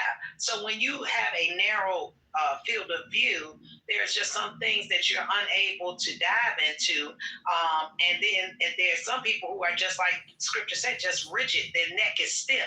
They don't want to talk about those things, partially because they may not be informed on it, or partially, and then the other aspect is because they think it's forbidden, or somebody said it early, spooky, and that keeps us from being informed and making decisions that are non-biased. So I wanted to say that, and then something else I think Cool Man had said. Cool Man, you brought up a scripture about self-examination, and I was going to say there's another way to say that if we don't, aside from the scripture, to thine own self be true. So how can you be true to what you say or you think you believe in, but you're not true to yourself? Because the only way you can be true to yourself is examining yourself to even see and sit and say you like yourself or that you love yourself. But that takes a minute, that takes growth and maturity to sit and be quiet and examine yourselves. And a lot of people don't want to do it because they're afraid that they'll find out that they don't like themselves, they don't love themselves, and if they can't be true to self first, they can't be true outside of self. And that's all I wanted to say. I yield.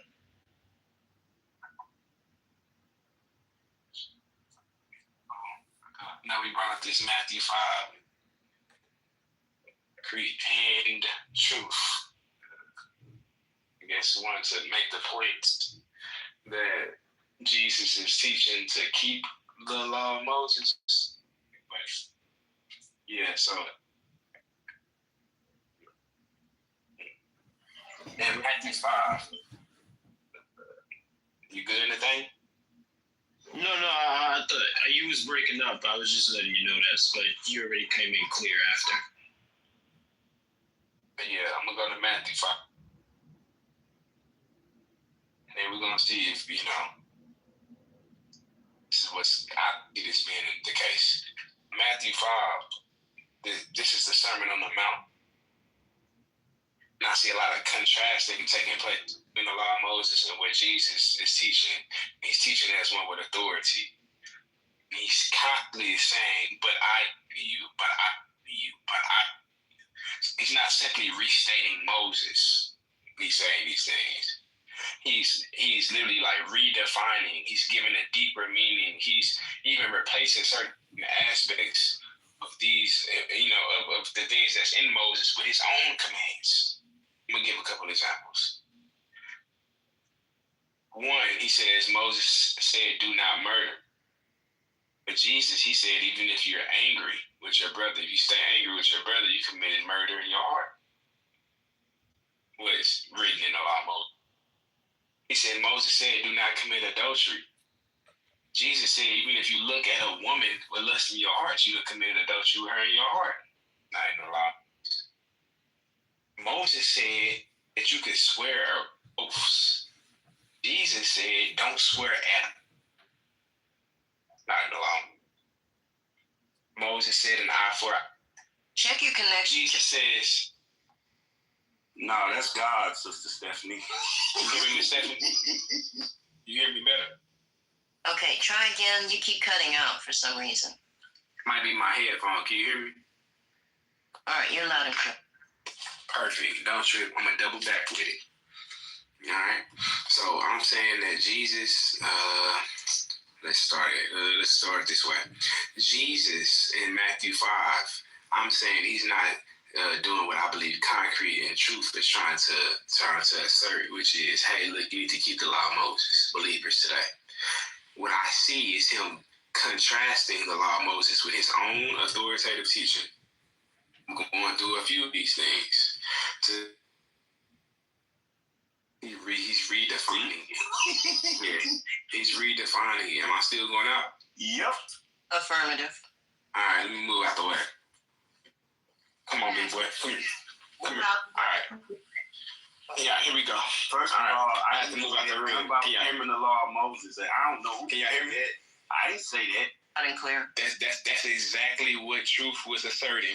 When you read Matthew 5. I didn't say nothing like that. I didn't say it either. Okay, so when y'all read, whoever teaches, y'all literally read it. Okay. Well, okay, Jesus said it. Don't put it on me. So, and that's the interpretation that you got, and that's what I'm pushing back on. All right. So now that we can affirm, we have affirmed that I'm correct about what you were asserting. I'm going to continue. All right. No, no. I said, that's what's in the scripture, baby. I didn't say that. I didn't say anything like that. All right, no I just problem. read what So Jesus Matthew said, 5, you put it on Matthew context. 5 and 17, when it says, "Do not think that I have come to abolish the law or the prophets." I have not. What you say? I said, if Jesus say he don't abolish the law, he ain't gonna change or tweak nothing. He may expound on it or give you a deeper understanding of it, but he said plainly he ain't come to destroy the law or the prophets. That means he didn't come to change what the law says, or to do, well, he didn't come to do away with the law says, or what the prophet says. Now, expounding on something is totally different. That's not true. Okay, no problem. That's not true. Back to me. Back to me. Your Bible. So back to me. All right. So that is not true, and that's not what's happening here. So in Matthew 5 and 17, it says, "Do not think that I have come to abolish the law or the prophets. I have not come to abolish them, but to fulfill them." Right? He came to fulfill them. That means something. So what does he mean by fulfill? Well, he's fulfilling the prophecies written in the law. He's fulfilling all of the types and the shadows that we see in the law. He's fulfilling the moral intention that the law even had, right? But he's not simply saying with that statement, hey, you have to adhere to the Mosaic law, the believers in me going forward. No, and that's what I'm showing now. So let me continue. I'm going to start it back over real quick. He's contrasting his commands with the things that we see in the law of Moses. He repeatedly says in Matthew 5, "But I say to you." That's clearly showing a contrast. He's not simply restating Moses, right? For example, Moses said, "Do not murder." Jesus says, "Don't even stay angry with your brother. If you do, that's murder in the heart." That's not in the law. Moses said, "Do not commit adultery." Jesus said, if you look at a woman with lust in your heart, you committed adultery in the heart. That's not in the law. Moses said, watch this. This is something that people would say, well, did he take this away? Because if you take something away, that means you're changing something. Well, Moses said you can swear oaths. It's literally written in the law that you can swear oaths and how you're supposed to do it correctly. Jesus says, don't swear at all. Don't swear at all. How is that the same? Moses said you can swear. Jesus said you can't swear at all. Right? We go again. Moses said eye for eye. Jesus said turn the other cheek. Moses said love your neighbor. And Jesus says love your enemies. So, I mean, like the flow of this text that we read in Matthew 5, you know, the commandments that Jesus are giving, this is Jesus' teachings. It's not the full Mosaic law and the Mosaic code. It's not one for one. It's not completely congruent. It's just not. So was Jesus telling his disciples to keep the entire Mosaic law? That's not the teaching that I'm seeing here in Matthew 5:17 when you read that, right? And I can go to plenty of places to show that that's even throughout the books, not just in Matthew. I'm out to you. So with that, and we see that even the person that he chose, we really about to like this, who he commissioned to go into the Gentiles, which was Paul, and he sent them. And what Paul preached, Paul clearly shows that law was a temporary guardian in Galatians 3, that nobody can judge you by the law, the regulations of Moses, Colossians 2, and that we are not under the law of Moses today. Clearly. So yeah, I mean, I do what I want. First of all, real quick, I'm gonna be quick, truth. I know you want to get in. If I was unknowledgeable, I would think that Moses wrote those laws. Now, if I was like uneducated and unlearned and unstudied, I would, by what you just said, I would say, okay, well, I could see Jesus changing Moses' law, but guess what? Moses didn't write that. The Father wrote that and gave it to Moses. Moses ain't got no law. So now that we have a context, he just basically saying that Jesus is going to go against his Father's laws. Absolutely not. Yeah, I agree with that. But here's the other thing. You still can't get away with that. And those who teach men to do so shall be called least in the kingdom, because those are Jesus's words himself. So regardless, you can go to Paul, Saul, Shaw, anybody you want to. At the end of the day, he said, and those who teacheth men to do so shall be called least in the kingdom. Now we talk about getting to the kingdom and the kingdom this and the kingdom that. But you know, if you do what he says not to do, you are the least in the kingdom. And here's the other thing: that word fulfilled there, it doesn't mean to be done away with. That word fulfilled in the Hebrew understanding means to clarify or bring to the fullness, not to the deletion of, to the full understanding. And so when you gave those extra things that Jesus was expounding on in the law, that still did not do away with the law. So even if he says that if you look at her or if you lust in your eye, you committed adultery, that still does not do away with thou shalt not. It doesn't. None of those things you gave that Jesus said or anybody else said does away with the thou shalt not. Matter of fact, it's what we call yoking. It puts or what some of the lawmakers were trying to do, put an extra fence or an extra guard around the law to keep men from violating the law and disavowing the law. But that did not ever do away with the thou shalt not. So, and I yield with that. Please notice how neither Concrete nor Truth addressed anything that I said or read from Matthew 5. Or anything that I read from Paul. Hello. Yes, I do. Hello. I'm still talking, Truth. I'm still talking. I'm still talking. I literally addressed Matthew 5 and 17. I literally read it, which is what you guys read. I told you what it means when he said fulfilled it. I literally addressed what you guys said. Nobody. Hold on, Truth. Hold on. Okay, so I didn't address everything you said. I addressed half of what you said, and you addressed 1 second, Truth. 1 second, Truth. Y'all addressed 0 of what I said, and you just were dismissive. I don't care what Paul and Saul and said. Okay, no problem. You don't gotta, but you didn't address it. You didn't address anything about when he said don't swear no oaths, and Moses said you can swear oaths. Moses didn't say nothing. Moses did. Good God, Moses ain't got nothing to do with it. I need y'all to mute up when y'all talk. Stop lying on us. When I talk, y'all ain't. When y'all talk, I ain't talking. Even though I vehemently disagree, and I think that y'all are lying a lot of times, I stay on mute and I wait till you're done to say why I disagree with you guys. Can you do the same? We don't call your name, man. Yeah, we call our names. Yeah, I need you to mute up. I need you to stop calling my name lying on me. I need you to mute up. That's what I need you to stop doing. Mute up. Stop calling my name, Joey. You Concrete. Mute up, please. Hey, you a coward. You a farm. Go ahead and mute up, Concrete. So when we get to Matthew and he keeps trying to say, oh, Moses didn't say nothing. All right, well, let's see about that. Matthew 5. Let's go here again. And we're going to see if Moses said anything, right? Let's go to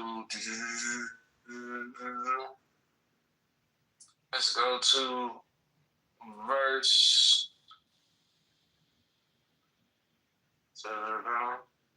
We're gonna go here, and then I'm gonna show you that Moses said something.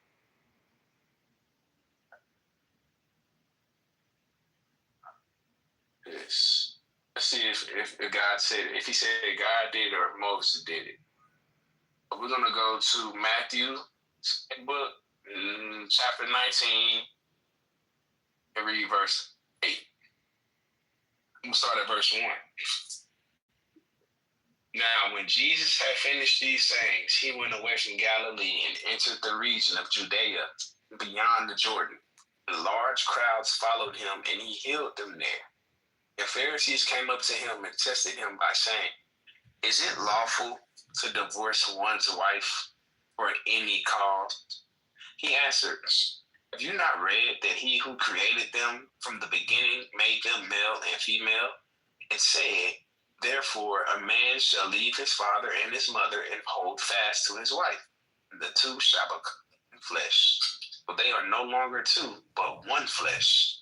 What therefore God has joined together, let not man separate. They said to him, why then did Moses command one to give a certificate of divorce and to send her away? He said to them, because of your hardness of heart, Moses allowed you to divorce your wives, but from the beginning it was not so. And I say to you, whoever divorces his wife except for sexual immorality and marries another commits adultery. Hey, cool man, you there? Okay, you sir. Hey, cool man, did that say Moses allowed it or God allowed it? According to the reading, it was very clear. God. I'm gonna read it again, Coach. Oh, my bad. Read it again. No, I mean, it's fine. He might have misheard it. It's not an issue. I mean, he's not going to lie when I read it.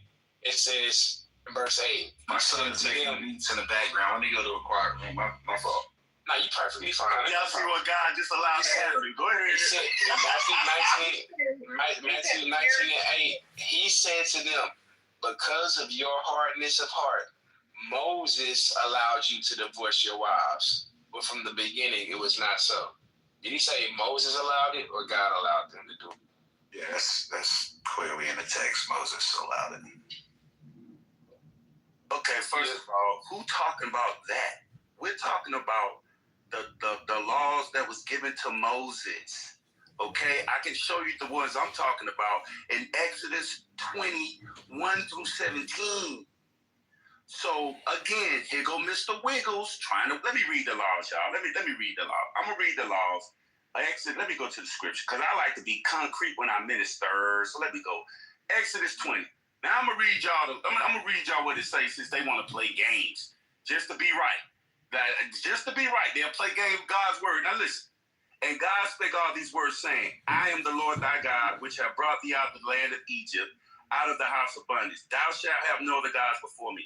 Thou shalt not make unto thee any graven image, or any likeness, or anything that is in the heaven above, or that is in the earth beneath, or that is in the water under the earth. Thou shalt not, this is what Sister Trooper talking about. Thou shalt not bow down thyself to them, nor serve them, for I, the Lord thy God, am a jealous God, visiting the iniquity of the fathers from the children unto the third and fourth generation of them that hate me, and showing mercy unto thousands of them that love me and keep my commandments. This God talking. Thou shalt not take the name of the Lord thy God in vain, for the Lord will not hold him guiltless that taketh his name in vain. Remember the Sabbath day to keep it holy. 6 days shalt thou labor and do all thy work, but the seventh day is the Sabbath of the Lord thy God. In it thou shalt not do any work, thou, nor thy son, nor thy daughter, nor thy manservant, nor thy maidservant, nor thy cattle, nor thy stranger, that is within thy gates. For in 6 days, the Lord made heaven and earth, the sea, and all that is in that is and all that in them is, and rested the seventh day. Wherefore the Lord blessed the Sabbath day and followed it. Honor thy father and mother, that thy days may be long upon the land which the Lord thy God giveth thee. Thou shalt not kill. Thou shalt not commit adultery. Thou shalt not steal. Thou shalt not bear false witness against thy neighbor. Thou shalt not covet thy neighbor's house. Thou shalt not covet thy neighbor's wife, nor his manservant, nor his maidservant, nor his ox, nor his ass, nor anything that is in thy neighbor's. And all the people saw the thunderings and the lightnings and the noise of the trumpet and the mountain smoking. When the people saw it, they removed and stood afar off. That's the laws given to Moses. Hold on, Jody. Hold on. I turned to you. No, well, I mean, are y'all going to 2 for 1? I ain't doing no shit. Yeah, you say you mixed us 2 for 1. And also, I want this to be clear. The whole purpose of me trying to get off mic before my husband came in, and that's when I was frustrated, and then when I came back, it was brought back around, was to bring out the least part in the kingdom, which you never addressed. You went forward to other things, but you did not address that part. You stuck on what Concrete was saying to try to, to do away with that. And all right, but there was still the part that I brought in. And then Concrete went in and read the whole passages up to that point. And you didn't address the whole thing. You said, and you admitted, you said, I addressed that part, that first part, but what about my part? And it's okay. And you're saying I didn't address anything. Yes, I did. I addressed what you said. And I said, those things don't matter because they still don't do away with the law. Now, the problem I see here is that, and with many people, they don't understand that one word law, it encapsulates different laws that were being sent out. But that word anomia is the only word in the New Testament, and it does it does a disjustice, injustice, because when people hear it, they think, oh, this must be talking about the law, supposedly they call of Moses, that was handed down to him from the Most High. But that law, that word there, law, also brings into play about the laws that the religious leaders, and that I think you called them I don't know if they were Sanhedrin or not. I can't recall that. Yeah, you're right. Yeah, scribes and Pharisees. Yeah. The scribes and the Pharisees had been in, so that's those laws, those hand washing laws, those tradition of men's laws. See, all of that one word nomia is included in that, and so when we hear law, we think, oh, all of that's done away with. No. The Most High's laws, what we call the 10 words or the 10 realities, they have not been done away with. And that's all I was speaking to. Because if they have, then that's why it should be murder all over the place, infidelity all over the place, dishonor of parents all over the place, which we see some of that. Because you know why we see it? Because people say the law has been done away with. And that's what we see in the world today. I hear. All right. First and foremost, in Matthew 5:17, which I brought you, it is not. Just really quick, some of that, I get it, because some people say that the law's done away with, etc. There's a scripture that kind of talks about that a little bit, but it doesn't say it exactly as most would maybe perhaps say. So I understand. If the law was done away with, what structure would we have to abide by? Just a side note to consider. So I hear truth. She's actually speaking something that is something to consider because it's a reality. So the law is not done away with. And when you read that scripture, it actually specifies it specifically. I think it says something along the lines of,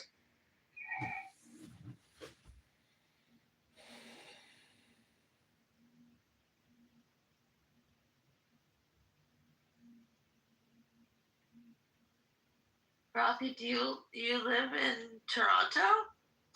Yeah, man. I'm going to Toronto on Tuesday.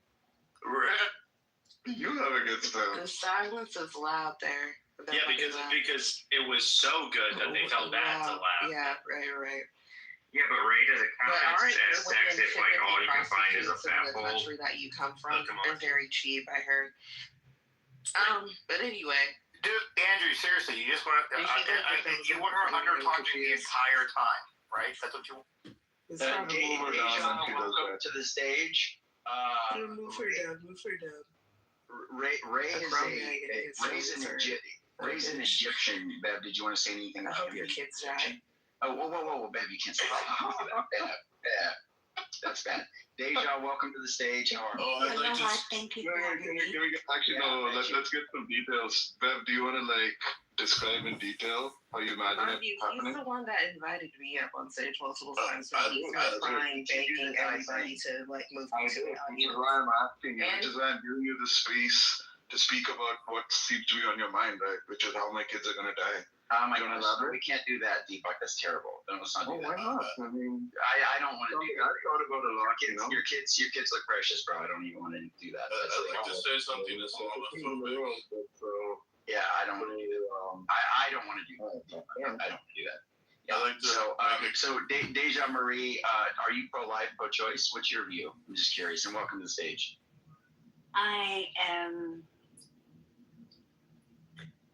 It depends on the situation. Okay. So, I believe if a woman, girl, or is raped, she should be given a choice. Which happens a lot in Deepak's country. Okay, I'm not going there with your folks. Sorry, Deja. I'm on- I mean, it's a fact. Beth, just let her go. Let her go. Go ahead, Deja. They should have the choice to have that baby because that baby could be a constant reminder of the traumatic experience they had, and they could take it out on the child unfairly. But if people are going to use it as birth control, I'm against that. Who's So it's really that as birth control though? Like, what are the stats? Because it's actually very painful, I've heard, for women to get abortions. So have you ever had one? Sane women. No, I've Have you ever had one? But I know Okay, people then who probably there are should people have where had I live that But use I've it had constantly friends, as birth control. Yeah, cool. That's nice. But I have friends who have gotten abortions, and it's a very painful process. So when people say shit like, "Oh, like using birth control," the point you're you're trying to make? acting like, "Oh, like take some pill," and like it's just that easy. Like it's very painful for them. So like you kind of sound dumb. Can you let her finish the point? This is a conversation, a serious conversation about abortion, so you want to keep inserting yourself. Well, yes, to say real quickly, real quickly. This is a serious conversation, and I want them to have their back and forth with Bev. There's two separate issues. Whether your friends take it serious or not, it doesn't mean they didn't use it as birth control. They still could go through pain and all the emotional stress. But if they're being negligent, putting themselves in that situation, they are in a true sense, they're using it as a form of birth control. They can prevent it and use actual birth control to not get it. Yeah, but that didn't happen though. Deja, man, You don't know. People have used birth control. Halfway through what you were saying, and then you guys. Why every time I speak, you have to speak over me? Like, I'm speaking and you interrupted. That's why. Yeah, she was. All right, I'm gonna back up, but you guys have back. Okay, but like you just keep wanting to argue with me about you being Indian and we're talking about abortion. I mean, come on, you want to. You and me both probably a product of rape. Okay,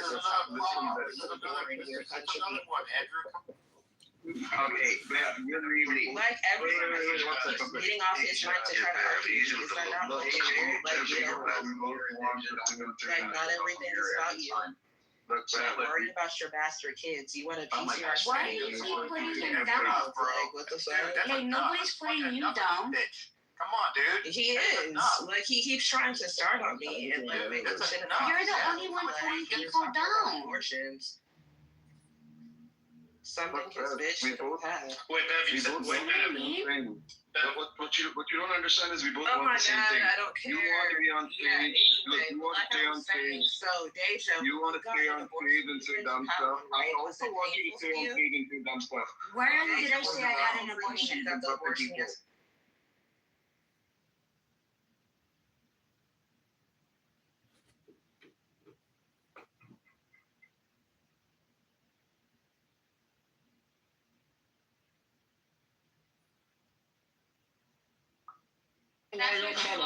You're like a Greek salad with not enough olive oil and no lemon at all. What can I get some tzatziki sauce? No, I am a mother of 2 adult daughters, and I have a granddaughter who's a teenager. My daughter came home on birth control, pregnant at 15 years old. I left that up to her, and she chose to have my granddaughter, who's now 15 herself. I believe it is a matter of, like I said, situation. But I have had friends who have had abortions and later on couldn't have children. And I've had friends who chose not to have abortions and regretted it. But it really depends on the individual. But I don't believe that government should have the power to make that decision for women. That's my stand on it. And as for having one individual up here putting down another